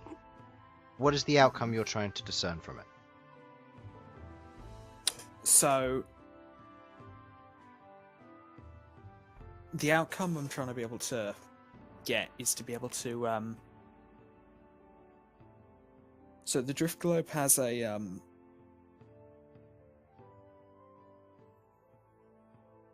has one of the properties it has is you can speak a word to it and it will sort of float off of the ground and follow you around. So I'm trying to figure out if I can basically make a different version of this recipe that has similar sorts of effects but more tailored towards what I'm looking for. Okay. So this would be a manner of just breaking down a recipe into its components and then taking the components you need and then applying them into a new recipe. Is that what you mean? Yeah, it's like the idea of I want to try and understand what each part of the recipe does. Okay. So that I can just copy the bits that I need and change them as necessary. So, do you wish to be trained in this kind of thing, or do you wish to experiment? Because you're already proficient in enchanting, so this would just be a new technique. So this wouldn't take long if you sort out a trainer. I think that might be the better idea. If there's anyone around who has any sort of experience with this sort of thing, then I will look for someone like that to try and teach me. Okay. Make me an investigation check for this. DC's going to be low because there's one main individual who can teach you this, who you already know. Okay. You know that to be the Tsuzuki. Yeah. Where he is the one who originally taught you how to, or showed you the general books that you might want to use to learn enchanting. He points you in the right direction of that similar kind of technique. For the access to the books, it is 10 GP, and then for the training itself is generally just experimentary, but the book itself shows you what you'd need to do.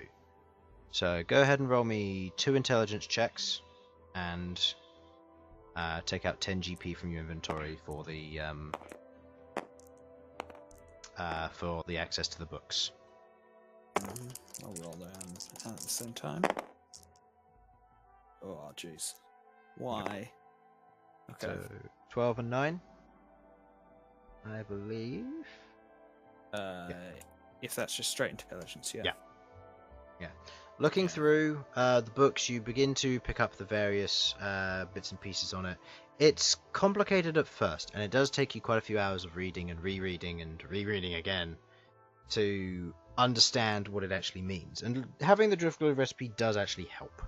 It seems to mean that you can begin to look at it and understand it, and not just how to read it, but how to break down each piece, what each symbol stands for, the components that are used, and what purpose they have. All of that as you proceed to go about the understanding of how this enchantment will work. So it has taken you some additional time, but you do figure out how to get that to work. By the time you're done, Ghaakt has already headed back to the tavern, and you've found yourself where it's getting relatively late. Yeah, I'll head back at this point then. Okay, Sasha, seeing as you were pondering what to do. I have known what I aim to stop shitting. It's still shitting itself a little, but can you hear me? I can just about Yes. hear you, yeah. Excellent. I would like to try and find fortune-telling implement. Fortune-telling implements, like a deck of tarot cards or dice or whatever. Things of that ilk, yes. Okay. Make me an investigation check. I would assume it's either in the knowledge or the general area. I'm going to aim initially for the knowledge area. Okay.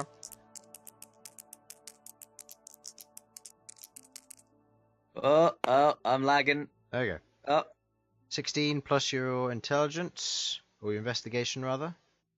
15 it is. 15 it is. As you don't seem to find anything underground which suits your preference, you head above ground. You head out topside on your own. You kind of begin to investigate around, and you see going into the knowledge district or knowledge general area. You see schools, you see libraries, you see colleges, universities, all manner of areas where you could learn or taught anything that you might want to know. As you head there, you look for general wear, general shops, generally anything. You find a few general shops which sell you basic office supplies, paper, ink, that kind of thing. None which seem to sell you tarot cards or dice of that implement. However, someone does point you in the direction of the center of town if you're looking for those kind of implements. If you're looking for more of a magical set, then they have no idea where you'd find something like that. Okey-doke. I guess I'll head for the center of town. Perhaps I'll look around where in the previous festival I met that nice fortune teller lady. You head over to that general area, and you look around. You do find somewhere, which is a general store, which seems to sell all manner of knickknacks and little bits and bobs. What seem to be jars of buttons, small glass containers filled with beads or marbles, all manner of things that you might find. And she welcomes you into the store warmly, and you look over what you're looking for. And you do find what looks to be an old set of tarot cards tucked away at the back of the store on the shelf. Right. How much do they cost? 15 GP. Damn it, needs to be more than that. What's this for? I'm looking for augury and currently, and then I'm going to be working on divination later. What does augury require GP wise? 25 gold piece worth. 25 gold piece worth. Okay. And how much does divination need? Divination, an offering to my god, and some incense. Both together equaling at least 25 GP. Okay. So if we're going for the divination, you probably already have stuff for that. In all honesty, you could. You could pick up incense rather easily. If you wanted to go for that's fine. Next. If you're going for augury, I would personally recommend, if you're looking for that kind of set, you'd probably want to find someone who deals more in, I'm not going to say cultists, but kind of shaman-esque stuff. And for that, you'd probably need to go somewhere a little bit more shady. To the Undercity! Heading underground, you take an initial look around, and your immediate attention isn't drawn anywhere. Make me an investigation check. You just love making me make those -1 rolls, don't you? Ah. 4. As you look around, you do find a store. It is, however, unoccupied. The person either doesn't seem to be around, or they've closed up shop for whatever. But it does seem to sell wares of divination in the form of in the form of a crystal ball, various tarot decks, and other things of the divining nature. Yeah, but whoever's there is closed. Could I like snoop around for like an opening time sign or something like that? Looking at the display of this, you can see what looks to be almost like a charity box next to it, and on the surface of it, it says, "Whenever I'm needed," and it has what looks to be a small slot for coins in the top.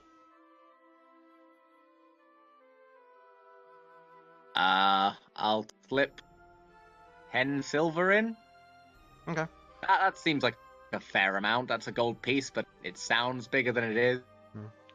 The coins hit the bottom of the wooden base. As you put in the first gold piece, it seems to just hit an empty bottom, wooden bottom. And as you put the next ones in, they seem to clink again, against 10 other coins. silver pieces. 10 silver. Yeah, silver. Did I say gold? Yeah. You drop the silver piece in and it hits the bottom. As you do so, it makes an echoing sound, but that's about it. Hello? Is anybody in there? Knock, knock, knockity, knock, knock, knock. No response. I am in need of service. Well. What? As you're kind of knocking and doing this, there's a You supposed to be in here. As you turn around, you see what looks to be one of the more enforcer-like individuals for this area. Yeah. Oh, but I mean, I'm knocking on a door. I'm just trying to get in. I'm wondering in case there's anyone in, because I generally open hours and there's no one about. I was hoping they were just in the back break or something. You watch as he points to a sign next to the door which says open 9 through 5. Wait. What time is it now? It's getting later at night. Oh God, I completely missed that. Sorry. That's on me. Just come back in the morning. I guess it's been one of those days. Yes. Well, have a nice. I'm gonna flip him 10 silver and say, have a drink on me. Sorry about that. He takes the 10 silver, kind of looks up, and you're already walking away. He pockets the silver and he heads off to grab a drink, even though he's on duty. He has been ordered by a civilian to have a drink, however, so he is going to do his duty. Yep. So, that's the power move right there. Yep. So. I was only following orders. Oh, of course you were. All right. As you head back, you see Ghaakt and Queglod. As you return to your main area, you see Malcom currently sat on the sofa, currently just reading what looks to be a simple tome of some kind. Elsyan's kind of there as well. Orem and B are currently messing around. Malcom. Yeesh. At this current time, the event that has happened to Bern has happened to Bern. Oh. Guys, there seems to be a little bit of an issue. Bird's sort of in a coma. I have no idea what happened, but he's in a coma and Green brought him back here. Maybe he's, I don't know, hibernating for the winter. Wow. Casual human thing to do. I don't know. When you say a coma, you mean an actual real coma. He's completely catatonic. What do I mean? I just got this new member, Jesus. Apparently it had something to do with food. Okay.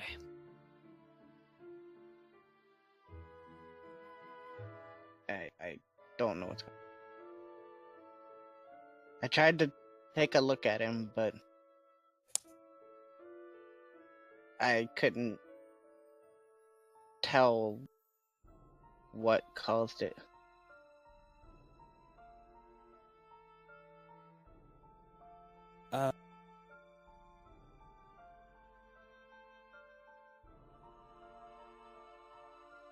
Hello? Hello? I suppose. Okay. So someone disconnected and then no one was Yeah. saying anything. Harlan disconnected. Yeah, rip. Rip. Full party. Yeah, Well, it's fine.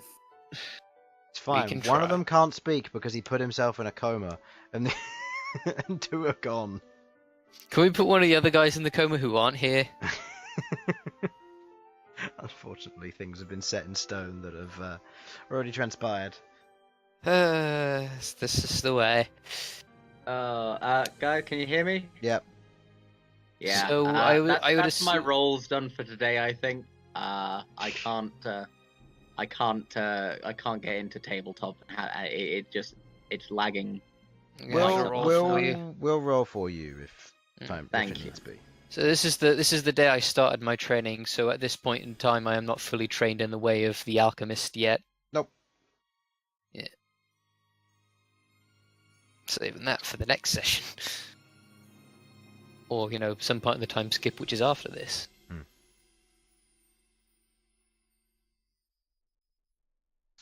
So, Well, what do you do? Bern's currently in his room.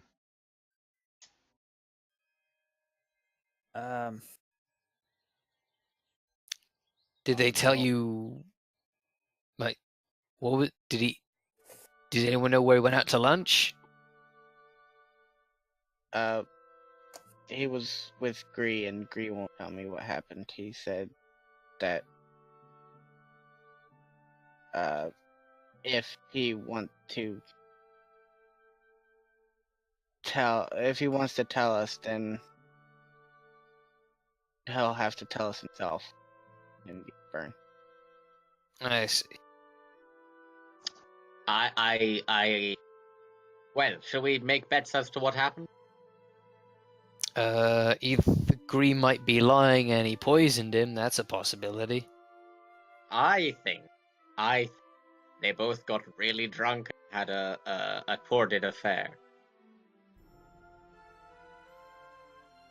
You I don't think they quite went on a what? big bender? Something like that, yes. Queglod, your thoughts? So all we know that it's something to do with food. Yes, apparently he ate something and ended up like that. Does the Oh. stomach pump procedure exist in this world? No, I've got it. 20-pound rum cake, that'll do it. Can we teleport the contents of his stomach out of his body? Roll a d20, see if you get his stomach instead of the contents. Ah! Right, so not Chris? only is the stomach removed, but all the alcohol is still in there. Look, if J.K. Rowling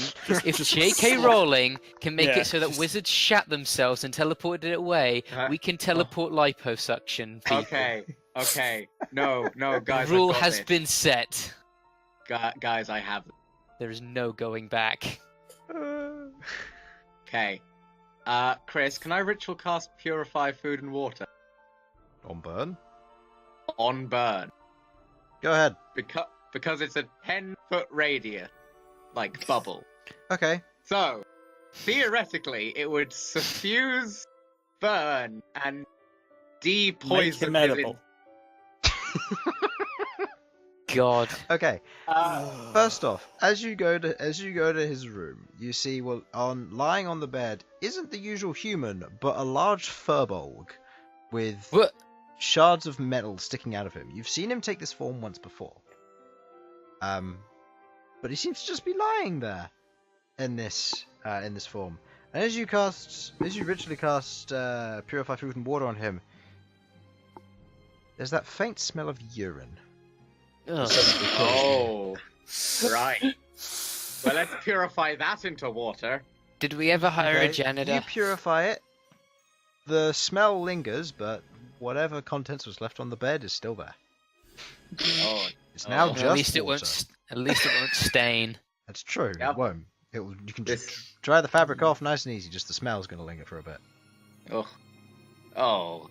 I do Oh, wish what that did was a you thing where I could just go out do? and eat a bunch of fast food and then just use purify food and water and just get all the garbage oils out. I became the healthiest I ever did when I ate McDonald's every day and just zapped the bullshit away. Also, I'm going to go pay a visit to Angus. To Angus. After this. Okay. After this, you go and pay a visit to Angus. Okay. Oh, and I asked Sasha if sending. I mean, Sending request without me. I know. It's very, very, like, strange. To whom, may I ask? Verdantus. Ah, Verdantus. yeah. That one. Yeah, Yep. you know. Yeah. I mean, you've all met Malcolm's girlfriend, so it's fine. Malcolm has a girlfriend? Malcolm hasn't got sending. He was wondering how long till you make it to the city, and when you make it, he'll be at tavern. He wants to know what you're wearing.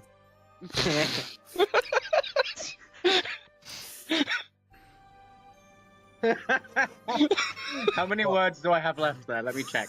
No, do not that. 5, It's- 6, 7, 8, It's 9, probably a 10, good 11, thing that 12, Malcolm was 13, not 14, raised in 15, royalty, so that he'd know that'd be 19, inappropriate. 22. Don't do it. Okay, I've No. got it. I can, in fact, put send nudes on the end. No.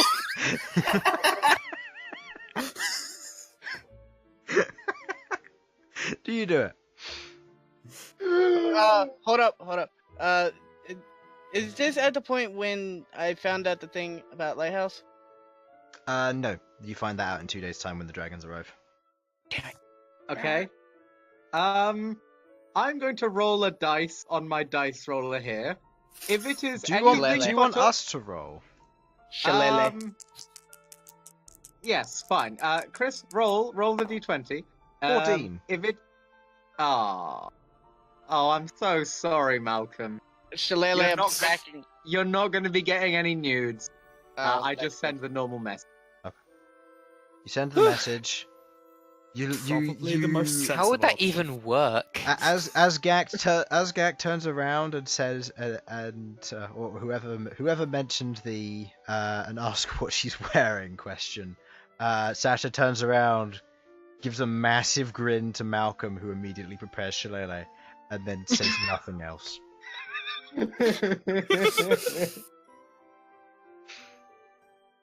As this occurs, you hear the reply. I'm running a little late. I'll be there in 4 days from now. And I'll be sure to meet at the tavern. Okay, I relay this information to Malcolm, and then tell him, you find a way to learn sending on your own. I'm not a carrier. To be fair, he can't. I can't. Magic items are a thing.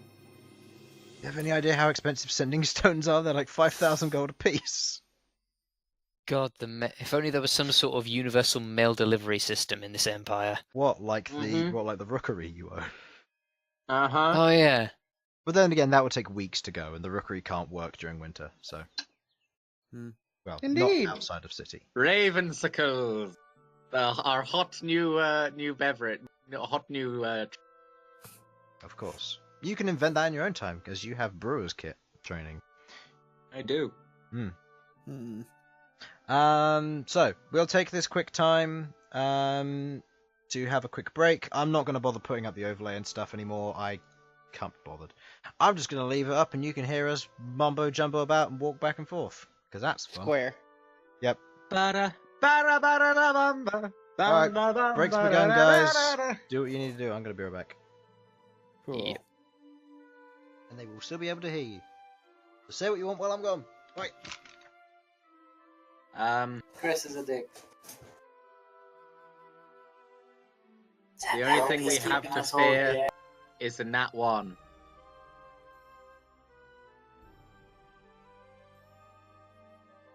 Santa help, he's keeping us all here against our will. Haven't seen the sun in 3 years. I forgot how it feels. Please, this is the only chance we've had. It gives us script. You've got to save us. You've got to save us. My name's not even Will. That's crotch. That's I used crotch to have a goblin. real name, but now it's Infernal. I'm lying. That is my real name, because I'm the only one here who doesn't use a screen name. Except Sam. And I mean, he does.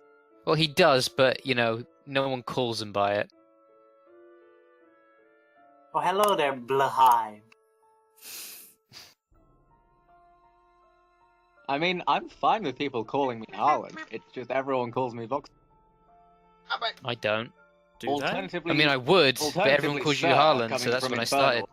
Which Hello. is titillating. Do people call you Voxelate? Very, very occasionally. It's pretty much just Infernal. Who? Wait, what do I call him? Call me- You often say like Sir or Vox when you're talking Oh, about yeah. me. And I I'm call like, everyone sir. I know, but it works because like Sir is like one of my names over some of my dumb bullshit. So it makes me feel fancy. Fancy. Yes. I Is think, everybody back from their break, or? Yeah. No, Yeah, no my one friends did. other than you took a break. I Mm. did. I needed food. I think me and my friends do. Oh no! Not flame each Oh other. no, the clown playable race, I forgot that was a thing. No. Oh no! The what race? The clown. The only race that starts with a negative charisma score.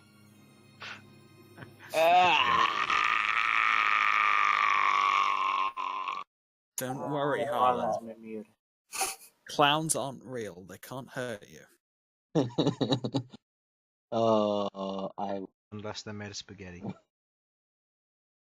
And their knees are weak. If someone says that their job is that they're a clown, they're a liar, and it's just the same as saying that your uncle works at Nintendo. They're probably lying. Yeah, clowns. are It's just not a real cover-up. profession. No. There are real clowns. You're born a clown. It's not a job. It's a fucking like deal with the devil. Clown is just a profession made up by the FBI so they can investigate potential suspects at their children's parties. No one ever sees it coming. Because they are cha real. What's that? Bobo accidentally walked into the drug lag in the basement? Guess what? Bobo's got a fucking gun. So, as you all go about your various things, now that you've finished that, you said you were going to do something, Sasha? Yes. I'm going to talk to Angus. Okay. I'm going to pull out. Oh, that's very that's something. You're going to pull out, huh? Again. What's happening? I mean, yeah, Pulling out again. You lagged at the exact same spot you lagged last time when you said I'm going to pull out. Yeah, we really can't afford for this party to get any bigger, so. Okay. Yes, me and Angus are having a baby. No. I'm gonna go to Angus, and I want to, bring out the Elder Brain grey matter and see whether Angus knows how to cook brain. Okay. As you take it to him, he's currently cleaning the kitchen. As you pull it out, he looks at it, like, pauses, kind of, the helmet looks back at you, and he points to the bin on the left, to the left of you. Very easy. Very good. Angus. Okay, hear me out here. Brain food. He shakes his head. Alright, I'll pass it off on deck, Queglod. Although, I am going to try it. Oh, You're gonna try it?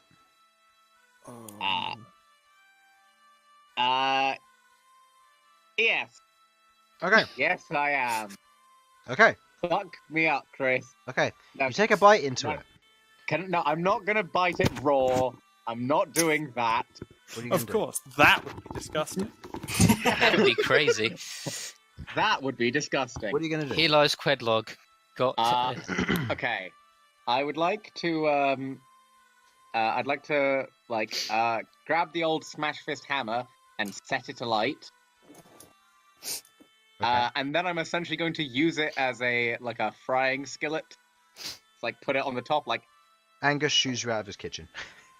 You're just gonna grill press this thing with a hammer. Okay. Yep. So you grill press it with the hammer. Roll me. Oh no, I will roll a d20. And because you're not in tabletop, you won't know what the result is. It's even better. Okay. Oh, Do you eat it? It looks cooked. It kind of looks like a burger now. Yeah. How kinda does it smell? How does it smell? putrid? But it smelt that before as well as salty. And finally,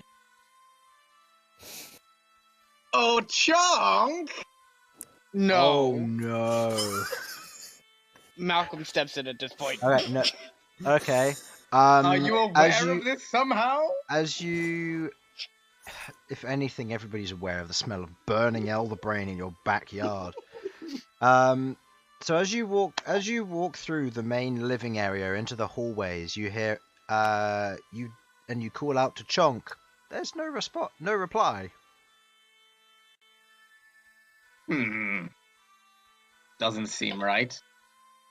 Chonk, where are you? But keep in mind that it's like everybody's gone to sleep except for maybe Angus at this point. Where does Chonk sleep? Where does Chonk sleep? In Friddle's Chonk? wardrobe. Where Chonk pleases. I'm going to leave Brain on like a plate. Nearby to Chonk's place to sleep as I can get. Okay, so you leave it outside Friddle's door. Maybe a bit to the side. I don't want it to be like direct in front of me. Okay. So you leave it to the side. Now it's in God's hand. Okay, you head back and you sleep. Queglod or Malcom, you smelt this coming through. I'm going to say Ghaakt, for the sake of it, you're probably asleep or studying at this point, just to catch up with that natural 20 you got. Mm-hmm. So, Malcom or Queglod, you smelt this coming through. If anything, Felipe alerted it to you almost certainly. What would you like to do? Yeah. Investigate Bell. Okay. Roll me investigation checks roll me an investigation check Yeah. as you travel past Sasha, kind of heading out the door the opposite way. Okay. Following your Oh, yeah. nose, you follow the very horrid smell,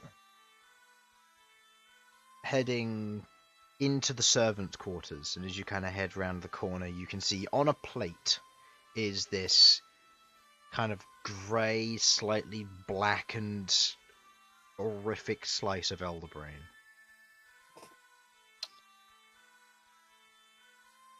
And why is this here?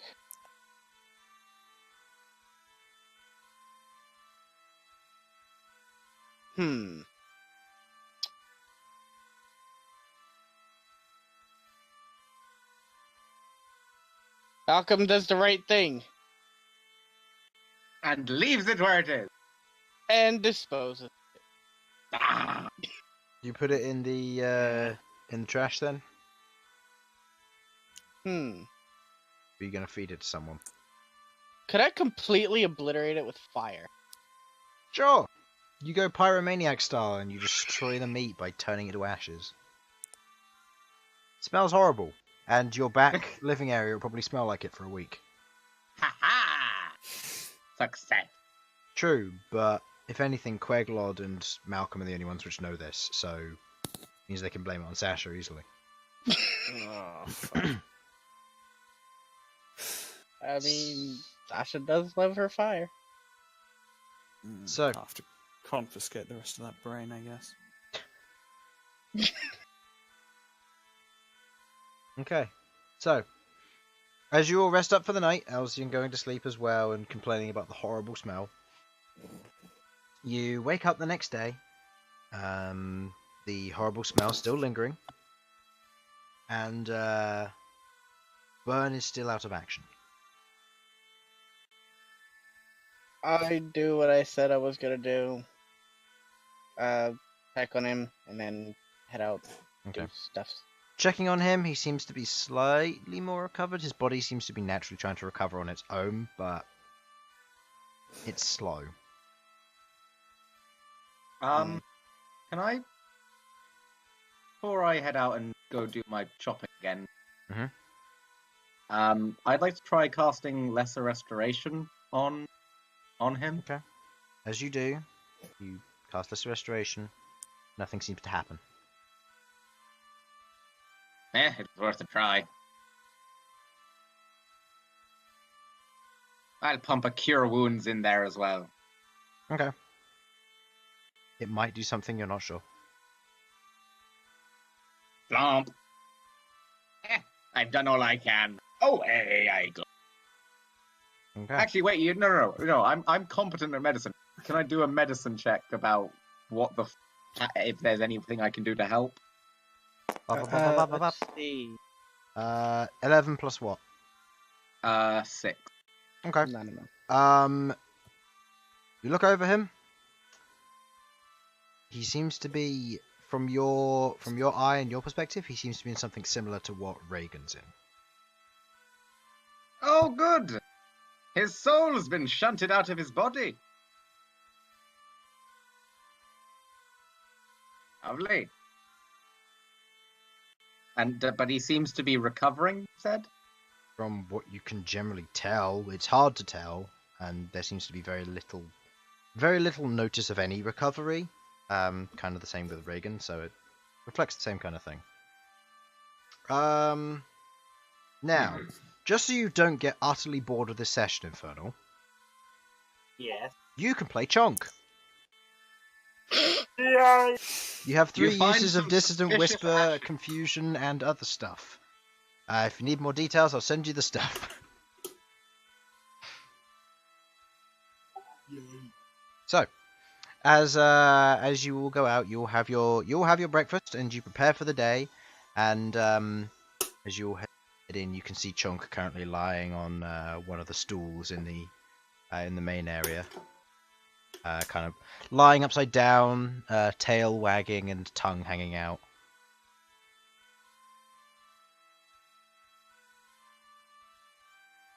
Hello there, Chunk. How are you? Chunk farts in his face. Chunk, what? Farts in his Chunk. face. He what on his face? Farts. Okay. That would be a breath attack. So Sasha makes a Constitution saving throw. Okay, you succeed. As this horrid smell hits you. Not nearly as bad as last night, but at least you know that he probably didn't eat it. In which case, who did? As there is a plate just left in your area. I'm actually thinking about it now. If he did even live, then I think that actually might be a lethal attack if he were to do that. You were lucky he did not eat that, otherwise he would have killed you. Take 4,000 points of psychic damage and die instantly. Queglod, I have a sack of brain here. Either you do something with it or feed it to Chunk. I should probably take some of that apart. Chunk soon, immediately so kind I'm of gonna perks ask up her. at this. Oh, I'm sorry. Did you want to treat Chunk? Well, maybe you shouldn't. You shouldn't have, farted in my. You little shit. Does Chunk understand? He can speak Common and Draconic. Oh yeah, that's true. Shut up, fatty. Says fucking you. You fat piece I of was shit. born like this. You chose to be like that. Chunk is nothing but pure nature. You know what this is? 100% muscle. I don't see any muscle on there. In your beard, maybe. Ooh. Ow. Sasha, How much does Chunk weigh? quite a bit. What's your charisma I need- save? I need pound for pound here, by the way. What's your charisma save? It's what, a +2 on Sasha? I believe. Oh no, it's a +3, making that 12. As you fail the save against Vicious Mockery, I'm gonna say I, you take 2 points of psychic damage. as Chunk really badly insults you. Okay, that's enough, you two. Break it up. No. How much does Chonk weigh? I need poundage. More than Queglod. About 120, 140 pounds. Oh, great! I can easily drag that around. I'm gonna just like fucking pick up Chonk. Jesus, that's quite a lot heavier than Queglod, actually. Make me a grapple. It'll be a grapple check with disadvantage from Vicious Mockery. That only applies to Hey, this is an attack roll against Chunk. Anything's a grapple check with him. I guess. Okay, well, I can't make it. Go ahead. Natural 1. Oh no. As you go to grab Chunk, what do you do, Chunk? What spells does you have again? Tasha's Hideous Laughter, Dissident Whispers, Confusion, and Vicious Mockery. Right. I was gonna jump on his head. Or jump on Sasha's head, pushing her to the ground, and start laughing. You're so useless. Oh, look at that! You're so fat I can't even lift you. Which is true, as you roll a natural 20 on your, I assuming Tasha's Hideous Laughter. Yes. As Unfortunately, you did specify it was yourself who was doing the laughing. Yeah, it's infectious. It's infectious. Yeah. Now, the best part of this all, you fail the charisma save to realize that he cast the spell. That's the first time. Ghaakt, I'll get you for this. Yeah. As you feel some wave of mental influence flow over you, but not entirely understanding where or who cast it. The only person you can put it to is Ghaakt or Elsyan. So probably Elsyan, actually. Probably Elsyan. Can I attempt to just, like, get rid of Chonk off me? Yeah, rolling off, Chonk kind of just falls to the floor like a blob and proceeds to roll away. Malcom, I'm going to kill your Chonk. Don't touch my chunk like that. Oh, you get your Chonk to shut the fuck up when I'm around, and then I won't have to kill it. Or you could just not bother me. Or you could shut the fuck up. Ouch. You really got him there. I like to imagine we're having this whole conversation in Draconic. So it's just to confuse everyone who isn't me, Malcom, and Chonk, obviously. Yeah, where is this happening? Is it happening at the front bar or the back room? Front bar. Is that Okay. just me then? So, Doesn't know what's going on here. Elsyan, Ghaakt, and you can't understand Draconic. Otherwise, the rest of your staff can. Because you have You two. just witness Sasha getting destroyed. You have two lizard folk, a dragonborn, and a tiefling from the Barren Lands. So yes, they all understand Draconic, I'll have to ask Zuvin about it later. as well as a kobold. I guess Fredor wouldn't, but Alright, I gather some food and I give it. Hey, Alright. Chonk, your father was a newt and your mother was king. Okay, you can deal with your business, chunk. Wait, what's this? What did you say you were gonna do? I was gonna give you some food and tell you to knock it off, but then that happened, so nope. Brant at this point is going to intervene. He's going to look at the both of you and tell you, I'd recommend knocking it off. Looking at both Sasha and Chunk. Chunk, you know better than to get in his way. You used to order it. Anyway, I'm done. I'm back to eating. You sit down. you're I given a mean, bowl I of actually food. didn't start it. He farted in my face. That's a terrible insult in Dwarven. Enough You excuses. wanted to pick me up. I didn't give Enough you permission. excuses. I didn't pick you up before you farted at me, you weirdo. Anyways, I'm just going to ignore the. What are you? An incredibly fat, like, crocodile. Oh, Sasha, You you can sick. stop insulting him now. It's true. it's how I show. It's how I show my. But no. Okay, fine. Let's move on to something nicer. Yes, Queglod. Here's a bag of brain. Do whatever it is you do. Bags of brain. Bern had also prepared Yeah. the Elder Brain brine for you, Yeah, I Oh should. Christ! as well as some of the illithid tentacles.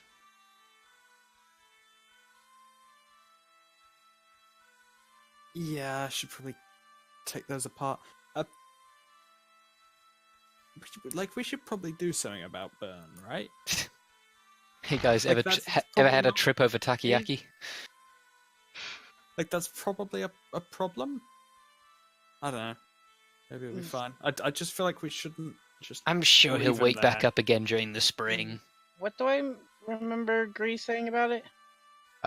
He'll wake up shortly, don't worry. Yeah. He's just having a Okay. moment. Yeah, give him a little longer, I guess. Okay. All right, I'll go try and take care of this stuff. I guess we should probably have breakfast first. Mm-hmm. So, after exchanging illithid bits and going through breakfast, so Queglod, give me the first roll. What would you like to start on? I will start with the brain, since that's the brain slices. Since that Elder Brain. Got it. Well, we should call it grey matter. out the brain, yeah. So, Okay. so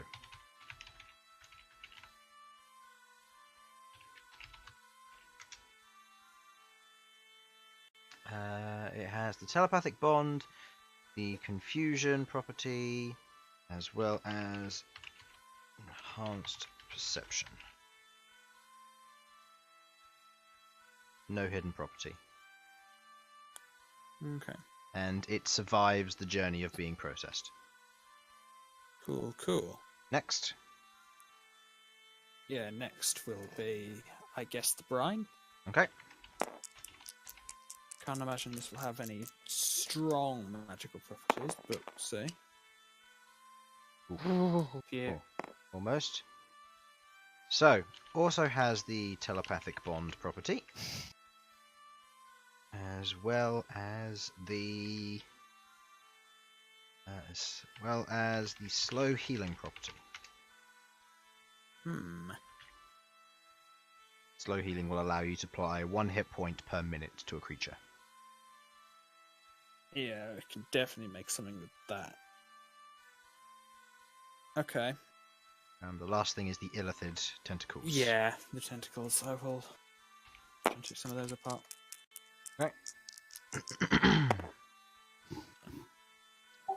There were also some Elder Brain tentacles as well.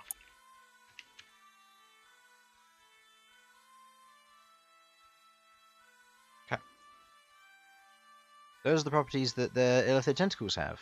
I'm going to say illithid / elder brain tentacles.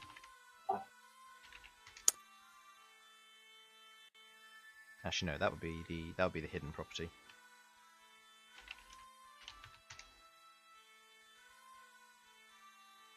Do you wish to know details about that last property?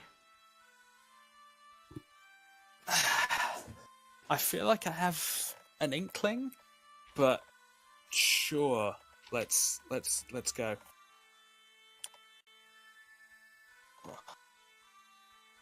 Oh, cool. So potentially very useful if you can get access to it.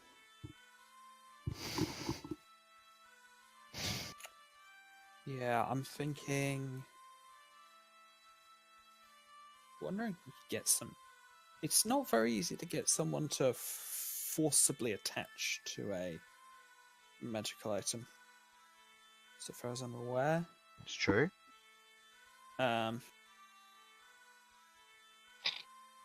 The only So I real was ways of wondering, doing that yeah. is cursed items. Yeah, I was wondering if maybe it were possible to make like shackles or whatever that have a bunch of debuffs on them and just throw them at people, but that's probably not practical. Slow healing we can definitely make some use out of. Maybe make like a super bandage that people can carry around. I'd say with slow healing, you understand that there are other creatures such as trolls which carry this property. Typically, it's more innately known as regeneration with them. However, the slow healing property is picked up with a variety of other creatures as well.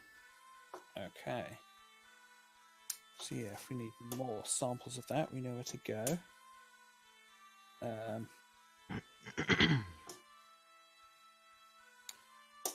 So enhanced perception, fairly basic. Telepathic bond. That's the thing that it was using in the fight, and Yes. What that will do is that will, instead of using... So here's basically how it's going to work. You know the rings of message you wanted to make? Yeah. It would have the 120-foot range. If you attach the telepathic bond in addition to the message cantrip, the cost would only go up a little bit, and it would make the range 2 miles. Okay. So it means you have a much further range with them, which is very advantageous. Yeah, that's definitely something I can work with. So, at this point, I need to go down the list of all the stuff I'm trying to make. So, That's what the current enchantment thing's for on the second tab. yeah.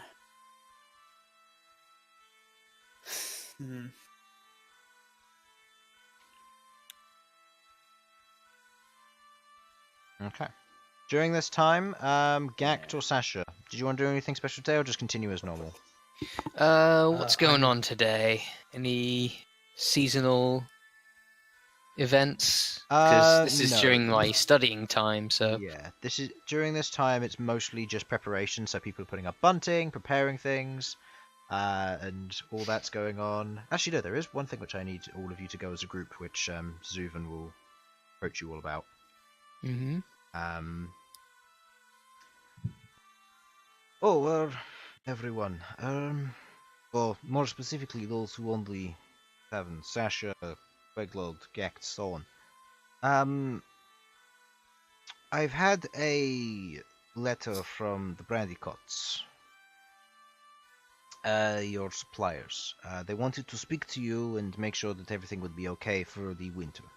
They said they would be okay to discuss with me, should you not be available, but if you are available, they would like to speak to you. We've got time. It's the holidays. Yeah. What time works best for everyone here? I mean... Whenever, really. Plan today, right? No, today nobody has anything planned. Except for Okay, maybe then. Ghaakt, who's got studying.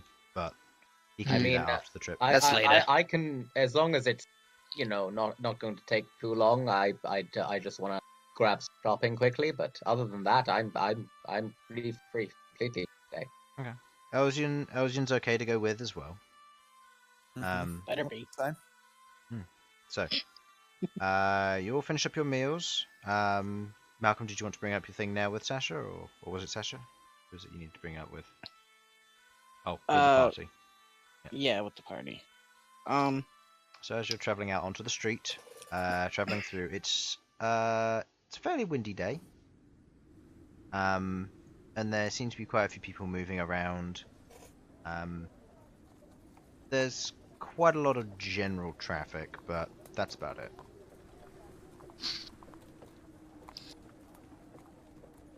I had a question for you guys. I was wondering if you guys would like to sometime during this break here, I was wondering if you guys would like to come with me underground to take to finish doing something that me and Behold were doing. I finally got the pieces that I was waiting for done for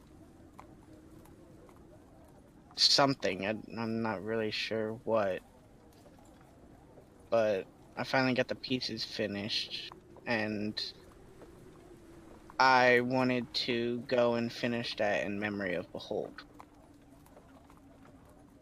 I mean, Okay. I'm Sure. certainly happy to. Yeah, I'd be happy to help out with that. Okay. We'll do that next session when we assume Bern will be awake. Yeah. Yeah. Okay. So we have everybody for that.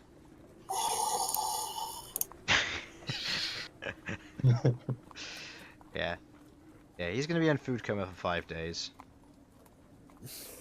A pretty long coma. Yeah, hey Sasha, aren't you glad you didn't eat the elder brain? Cause someone did.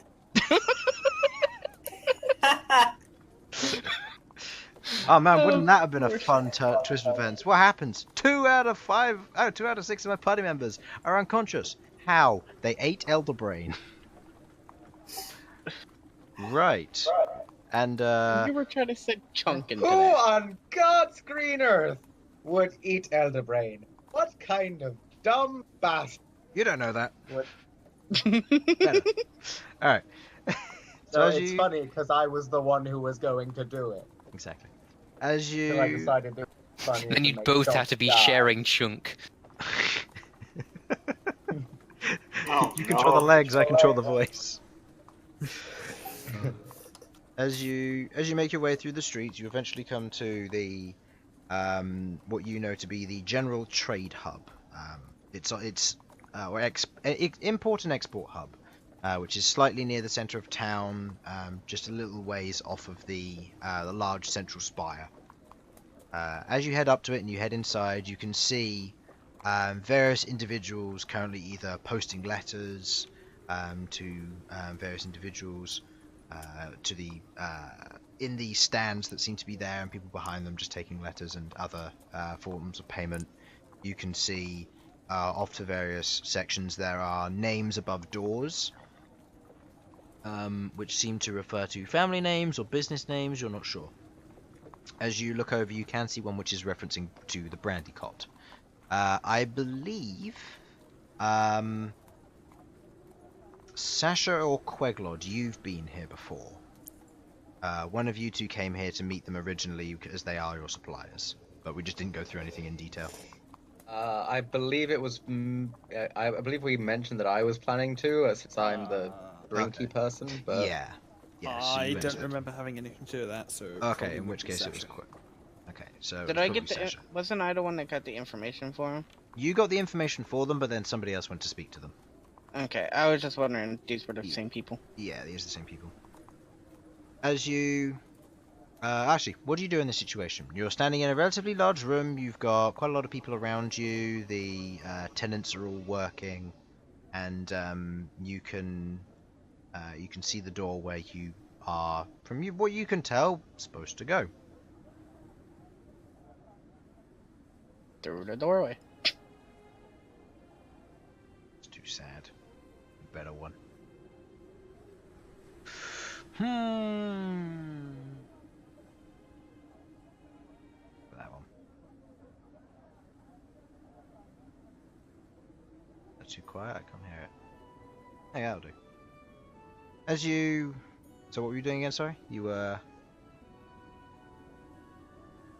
What were you doing there, Mal? Asking Sasha, what do we do now? Since Sasha's been here.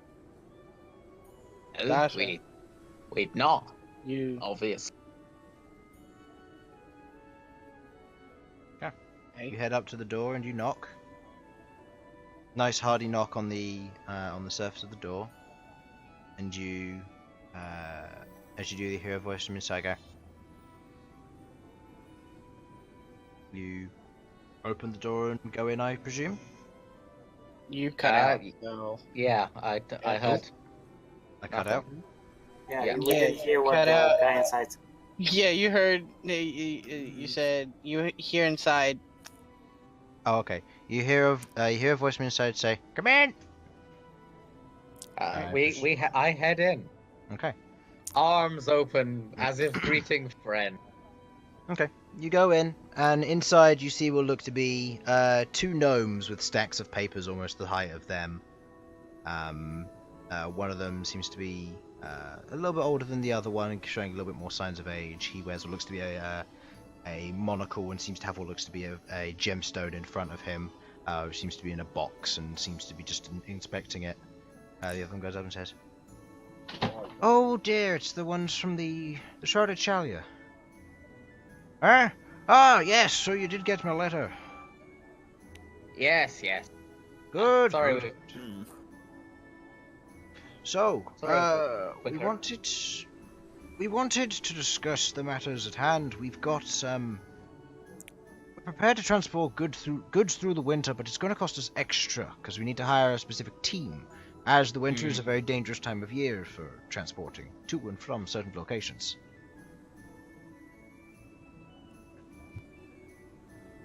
I presume you understand. Understandable, of course. Yes, of course. I take it this won't have any impact on, say, the orders if there are any orders that haven't come through yet, it wouldn't have any effect on those just yet until the next order is placed, or would it be a retroactive payment? It'll be a matter of you pay the extra now, and if anything shouldn't arrive before the end of the winter period, which would be when this would be mostly setting in, then the extra pay would effectively cover our travel costs if anything went wrong, and it would guarantee that we can give you some of our backup goods in such a case. We have some of the stuff stored in our warehouses, but this basically just means you'll guarantee your stock in such a case. There may be a little bit of delay during the spring, but during that time it'll be easier to import it. Provided we don't get an extended winter like a few years ago. That sound good to everyone else? Yeah, that should be fine. Why did we bring him here? Oh, by the way, we're selling an ale drake. I don't suppose you're in. No, stop it. We've met to try. Chuck. He's quite pleasant, actually.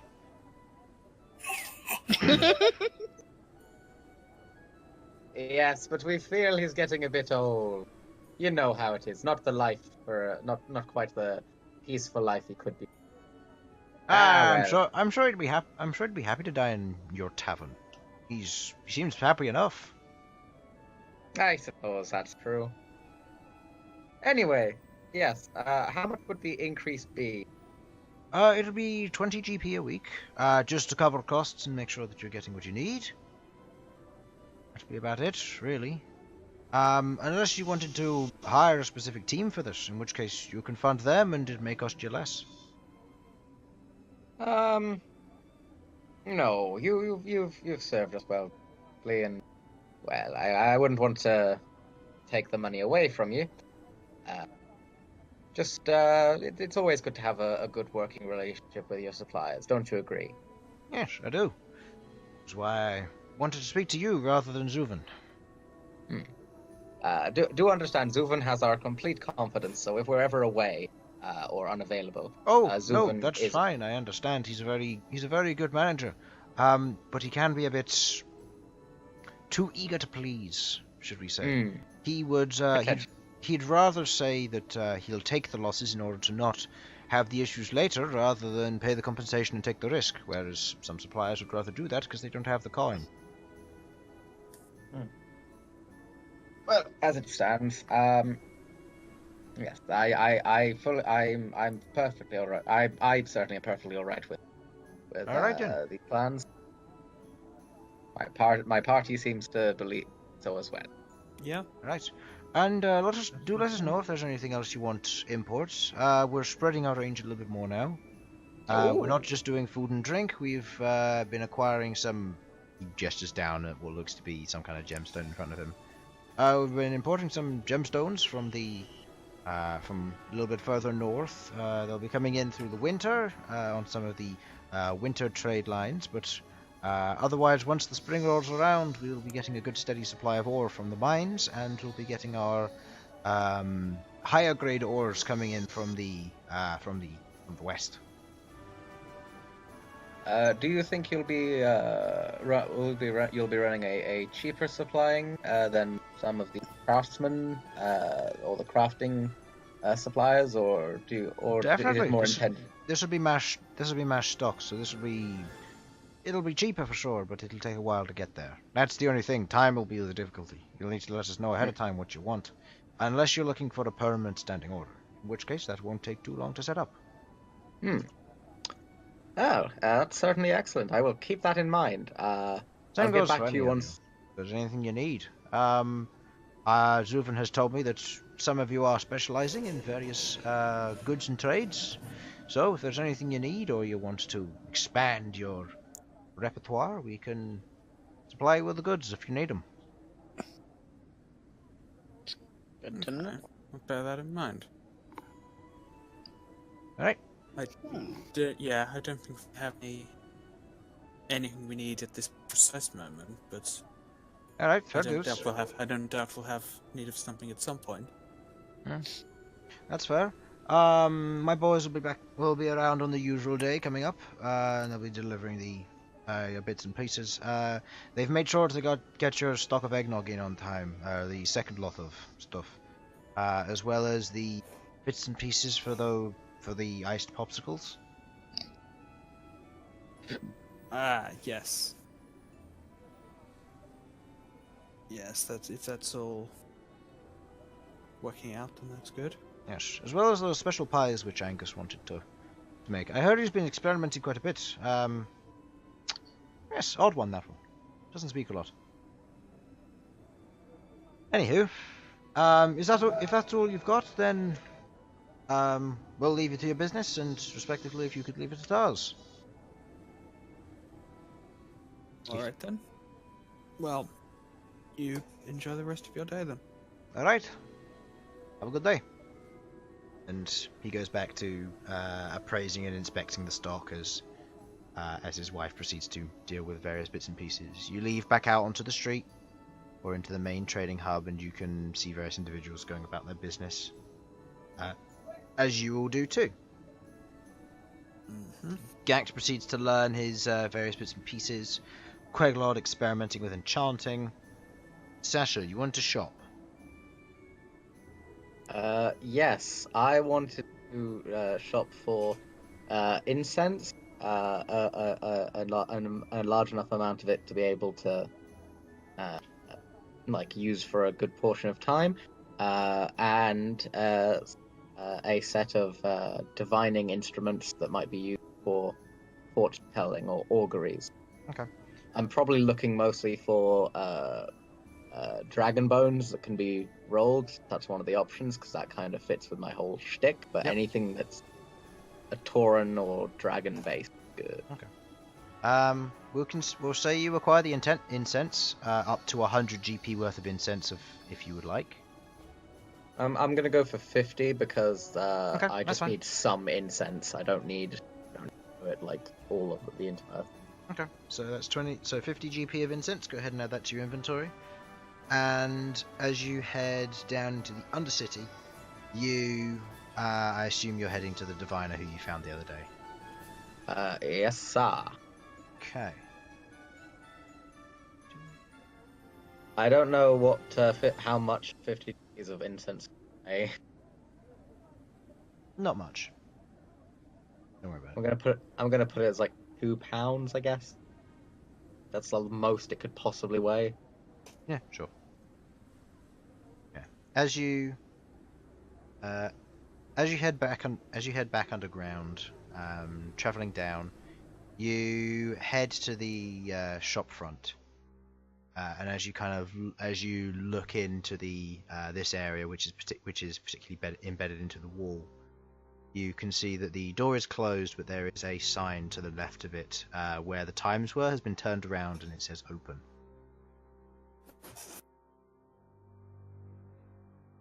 Okay, then I enter. Okay. As you enter into this establishment, you look around. And you don't hear or see anything. However, there's the ding-a-ling-a-ling of a bell above the door as you open in. Doesn't seem to be anybody around at this moment.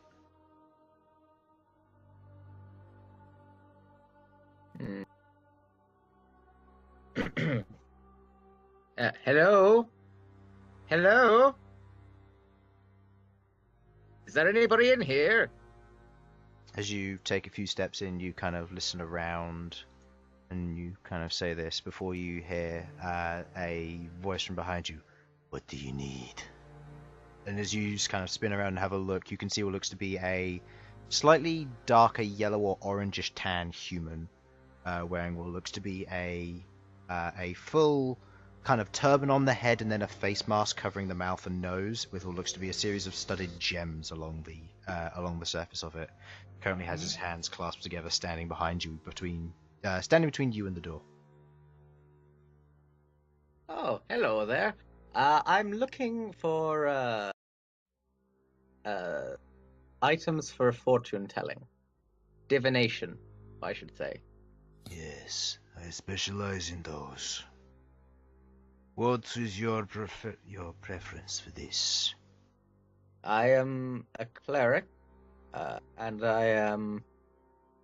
and anything draconic in nature would be pleasing to me. As you go to watch him move, or as you're kind of locked in eye contact with him, you watch as his eyes flicker and he looks in a direction, and you feel instinctively your eyes follow, and you see him in the new location. As you look back to see where he was, you didn't see the transition. And as he stands there, you watch as he goes and he opens up a cabinet and pulls out what looks to be a small bag of something, and places it on a small table to his side. Slow actions, bony fingers that are currently wrapped up in what looks to be bandages or more of that cloth, pulling items out of the cabinet and placing them on the small table.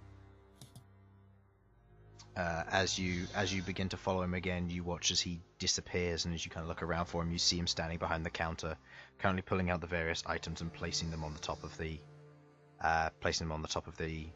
area in front of him. Take a look for what you want. What is there? I go over, I have a look. We have dragon bones, traditional, rune-scribed, ancient, but worth it what you would be wanting. About 30 gold a piece, but for a bag of those. You're looking for something more intricate. You've got these, and he watches. He opens up what looks to be a bag of black dragon scales, with what looks to be almost carved gold into them. Throw these, and they act as tarot cards. Similar structure, meant to stack or attach on a chain. You simply pick one and peel it and throw it. This is probably worth more along the lines of 60. These, and he holds up what looks to be almost like a kind of a triangular shape, wide bottom, almost like glass. And as he pulls off the top, you can see there seems to be a liquid on the inside. And as he pinches it, you watch as it touches the surface of the wood, sizzles a bit, and you watch as the smoke that rises proceeds to form words and symbols in the air. This is black dragon blood. Used and infused with various inks, it will slowly create itself to fill the volume of this, to not leave the top off. But a small drop of this and you can use it, and the smell of it will allow you to augur or divine what you need. Because of its regeneration properties, this will run you about 400 gold pieces. But it won't run out. So long as you're not divining every day for a year, it won't run out. This bottle of dragon blood will act as incense and charcoal for all purposes of divining, as well as the necessary stuff for augury. Fuck it, we've got cash to burn, and I'm doing this for like gameplay reasons. Yep, I give out. I hand over. How much do you say? 400 gold. 400 is a lot. Would you prefer to go and slay an ancient black dragon for this and bring it back so I can infuse it with the magic it needs? Would that be cheaper? Tempting. I don't. But no, I will say it forward. But do tell me, what else do you have in stock? If you're looking for all manner of things, you watch as he gestures over to an area. Your eyes almost, as you try to resist it, you kind of look back to where he is. And Oh, you sly bastard! And he proceeds to disappear as he reappears in the new location. If you're looking for more exotic to burn a lot of cash, I have this. And you watch as he gestures towards a crystal ball, currently sat on the top of what looks to be a stand. This is a scrying orb. A very rare implement. Probably going to run you more than you can afford, but if you have the money, then you can buy it. It'll allow you to see your foes once a day.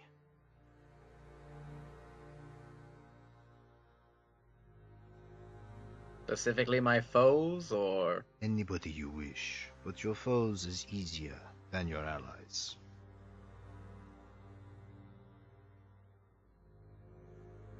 How much would that? That will cost you about 35,000 gold pieces. An impossible amount. I'll take the dragon's blood for now, but well, providing that isn't in constant demand, I may be returning for that orb later on. Of course, whatever you'd need. It doesn't sell very quickly, but I only have a few in stock. So long as you're not going to wait more than 10 years, this will be fine. Certainly not planning to. Well, it's been a pleasure doing business with you. Any suggestions for what? You're obviously well versed in the act of divination, the like. Yes. Yes. Seeing as you work with. Yes.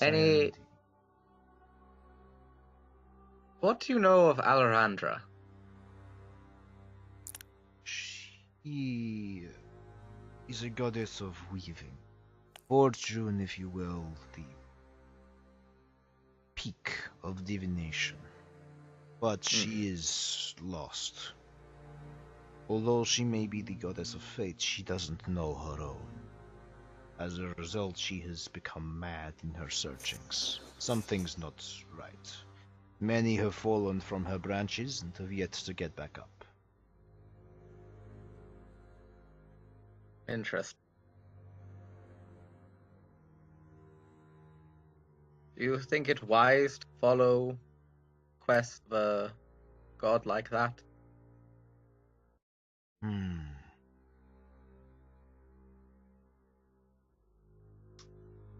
If you've been given a quest by her, then I would tell you to be careful who you tell this to.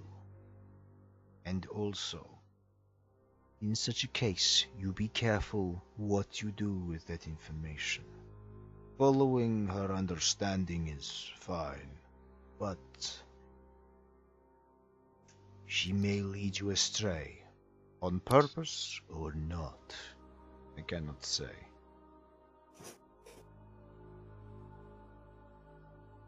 Well, you've been a wonderful help.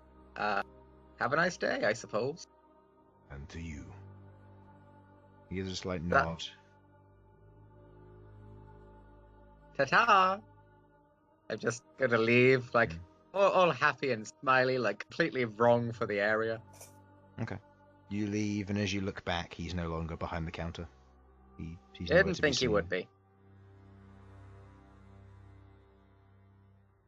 You head out the Here's what door. question. Mhm. How was that voice hurting your throat a little? No, I can do this for as long as I need. No, like seriously, I can do that as long as I need. Just need to clear my throat afterwards.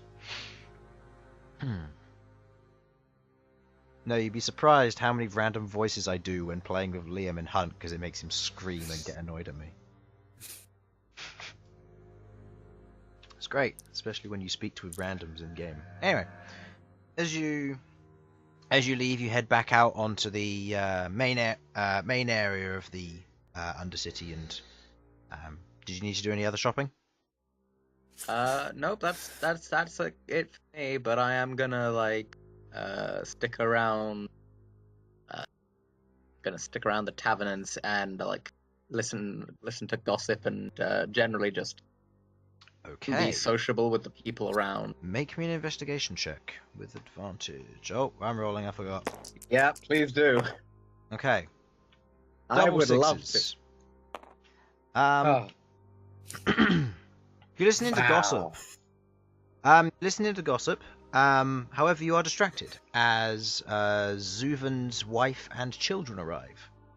oh As God, they- I completely forgot about that. as they arrive on their ticket into town.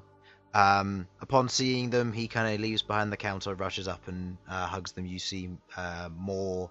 I want to say bronze is the correct color. Where are my notes on who you have hired? He is. I believe he is a bronze dragon. Brass. Yeah. Brass. As you watch as his wife and children rush in, they speak in Draconic for a little bit, and he speaks highly of you all to them, not realizing your presence because you're not wearing your clanky armor at this time, as you are at home, and you should not be wearing your plate armor around the home. Hey, look, it's good advertising. Yeah, sure it is. However, he doesn't realize you're there, and he speaks highly of you all, and says that he is very much enjoying it, and that he has prepared rooms and kind of gestures to Brands, who kind of slightly bows to them and proceeds to take them to their rooms upstairs.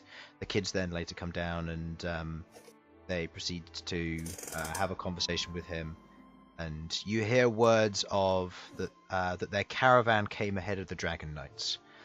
They saw them fly overhead, however they had to take a detour as there were some stragglers who were finding it difficult to make it to Adamanthia. However, upon hearing this news, you are filled with joy of the information, knowing that the Dragon Knights are on their way.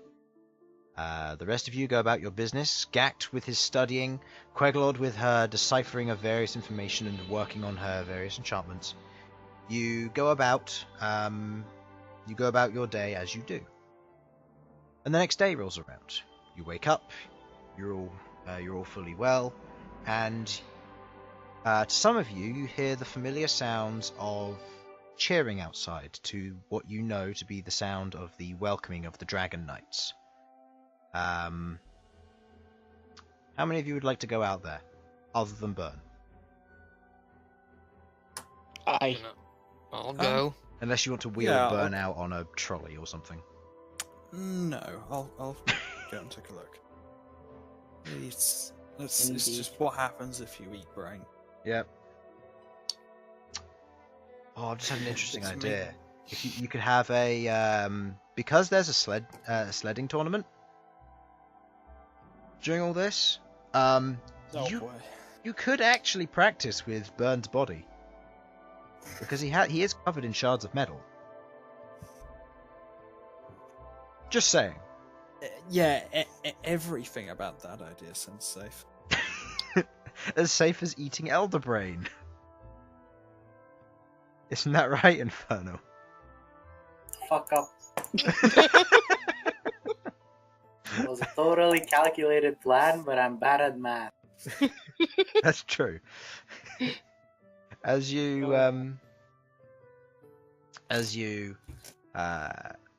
as I presume you all go out and you see the Dragon Knights come in. They land. You can see what look to be 3 ancient white dragons, a few adults here and there. Malcom and Sasha, you'd recognise this as less than usual, and then a ton of young white dragons. All of whom seem to land, and it's almost like a school trip for them. And the ancient and the adult dragons are trying to keep them under control. The city. What's the etiquette for greeting them? Typically most people bow or they say their thank yous, but most of it's like treating them like a normal civilian. The main thing is that you don't touch them without their permission, and if you wish to speak to them, you make yourself known. Because you don't want to scare a dragon. Bad idea. Each dragon is accommodated by 4 dragon knights, which you would all know to be fully plate-armored paladins of the north, white dragonborn, who travel with them, who also have a captain with them. However, you do not see him at this current moment. Or her. Time to try out that new formal wear. As this is all going on, and you're all standing there, you watch as Malcom proceeds to walk up with almost intent towards one of the ancient dragons. Says a few words, and Sasha, you overhearing Draconic, a conversation between the two of them like they're old friends. As this is all going on, you see the ancient dragon breathes a small patch of snow onto the ground, and snowmen are quickly formed. Before you watch as Malcom proceeds to cast various spells at them, from receiving advice on the elements. Before you watch as Malcom completes his final spell on one of them, you watch as the ivy on Lighthouse creeps around the outside and touches Lighthouse. There is a spray of chromatic energy which spins around from it, and the prismatic rays travel in all different directions from this. As this happens, you watch as the wood and the ivy of Lighthouse begins to grow, almost coming alive. As you watch as a second branch offshoots from this and curls into its own kind of tendril. The main section where Lighthouse is raised up, and you watch as Lighthouse comes alive. As this occurs, the crowd is all almost in awe of what just happened, before you watch as Malcom holds up the fire orb and the staff reaches out and grabs it and holds onto it, as he now has 2 crystals attached to Lighthouse. Malcom says his thank you, speaks to him a little bit more about the Dragon Sanctuary and various other things, while taking his bow and heading back towards you.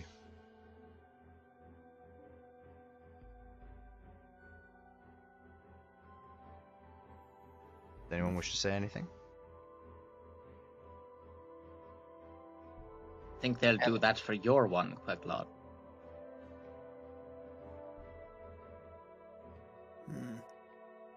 Perhaps. Maybe I'll ask. What exactly was that, Malcom? Would I know what it was basically called?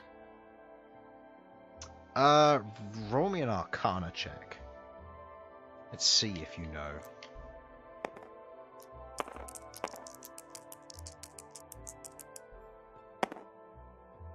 19, Yes. plus whatever. From your previous knowledge, and also speaking to Maverick, you understand and you remember the notion that each of the artifacts will attune to its user. After you have met certain conditions, the item will proceed to reawake. And from what is understood, this seems to be stage 1 of 2.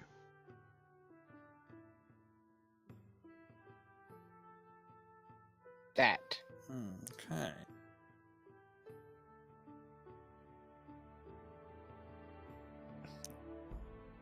Interesting, then. As you look down at Nightmaker Queglod, you get the same kind of sense. Make me a perception check. I say with advantage because you've had Lighthouse, or not Lighthouse, Nightmaker for a long time. Yeah. Okay. Okay. Even with disadvantage, that would have succeeded. As you look at Nightmaker, you haven't had any inklings of any changes. However, there is one thing you have noticed. There is a very, very well cut hole in the bottom of Nightmaker, in the form of an uneven pentagon that goes up through the center of Nightmaker and ends about partway through, and you get the sense that there's something missing.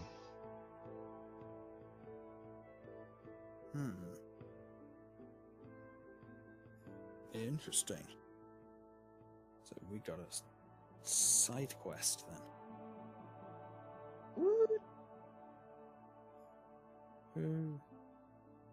Okay.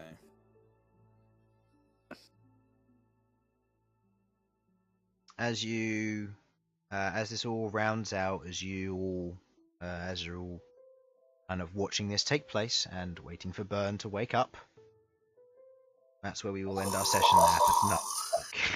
Okay.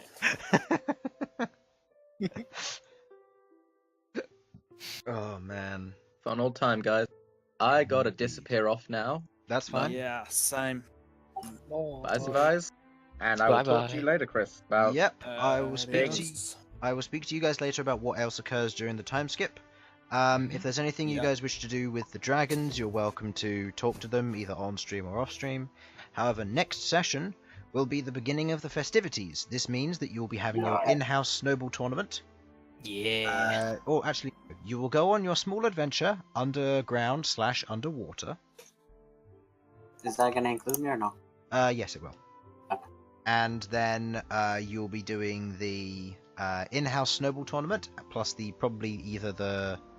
I'll probably do the drinking tournament then, or the eggnog drinking, and then when you get, and then the next day you'll probably end up doing the sledging, the snowball tournament, and also the snowman building competition. Yeah. Build some Um, snowmen mecha. Okay. Yep. However, one thing which is important, which I do need to note: what are you pricing your festival drink and food at? You have basically 3 basic choices. Are you going to go for a silver piece, which is going to be a little bit above average, about 7 copper pieces, which will be average, or are you going to go for standard drink, which will be about 4 copper pieces? Or cheap drink, I should say.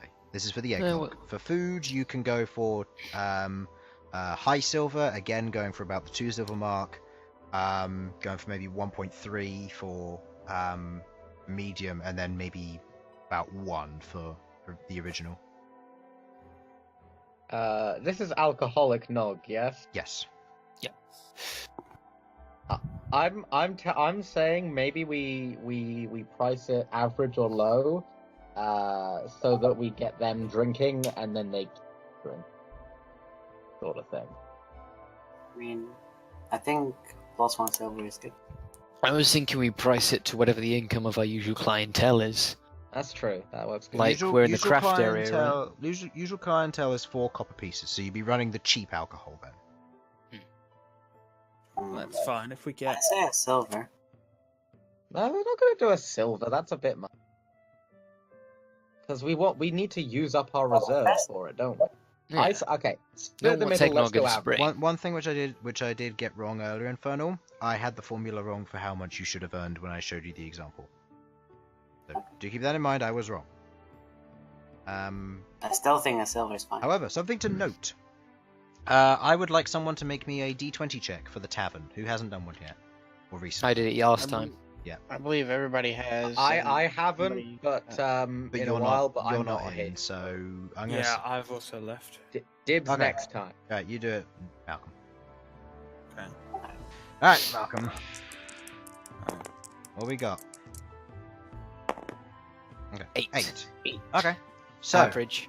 your number of Dragonborn has increased, or temporarily. Dragonborn drink 1 more than Tieflings, so they more than make up for the fact that you've lost the Tieflings because the army's left. True, they Okay. did leave. However, you haven't gained anybody else special for this. The dwarves are sticking around, but you'll probably get more of them as the eggnog flows, depending on the price. So, are you going for 4 copper pieces, 7 copper pieces, or 10? I say we go average. I guess 7 works. Yeah, I definitely think that's probably okay. Can I just say it's really lucky that we found out that Zuvan already has a family before I started flirting with him. Now I go on to plan B, flirting with his Dragon Knight friends. And for the price of the food, what are you going to try and run for? Silver, mid-silver, or low silver? I'd say we go on the cheap end for food, maybe? Well, we're getting new food, so I'd say average as well. Yeah, I'd say average as well. Okay. We don't want to price out the actual place where we're based. The people in the richer part of the town aren't going to travel all the way along just to go to this place. I mean, They got their Still own not that taverns. well, though. we do get Hurricane. That is true. Didn't know he was that much of a draw.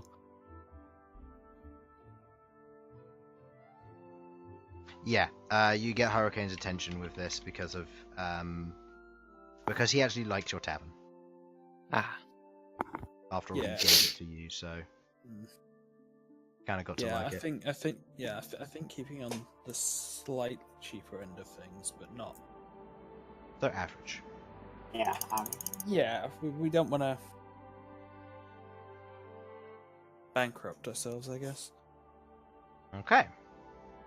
In such a case, as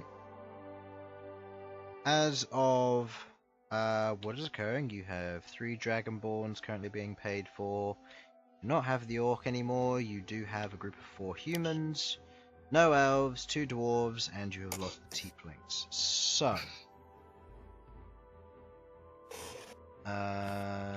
let's see. So, in such a case, you will be making from a total of what you have here. Actually, no, they'd be 7-5 as well.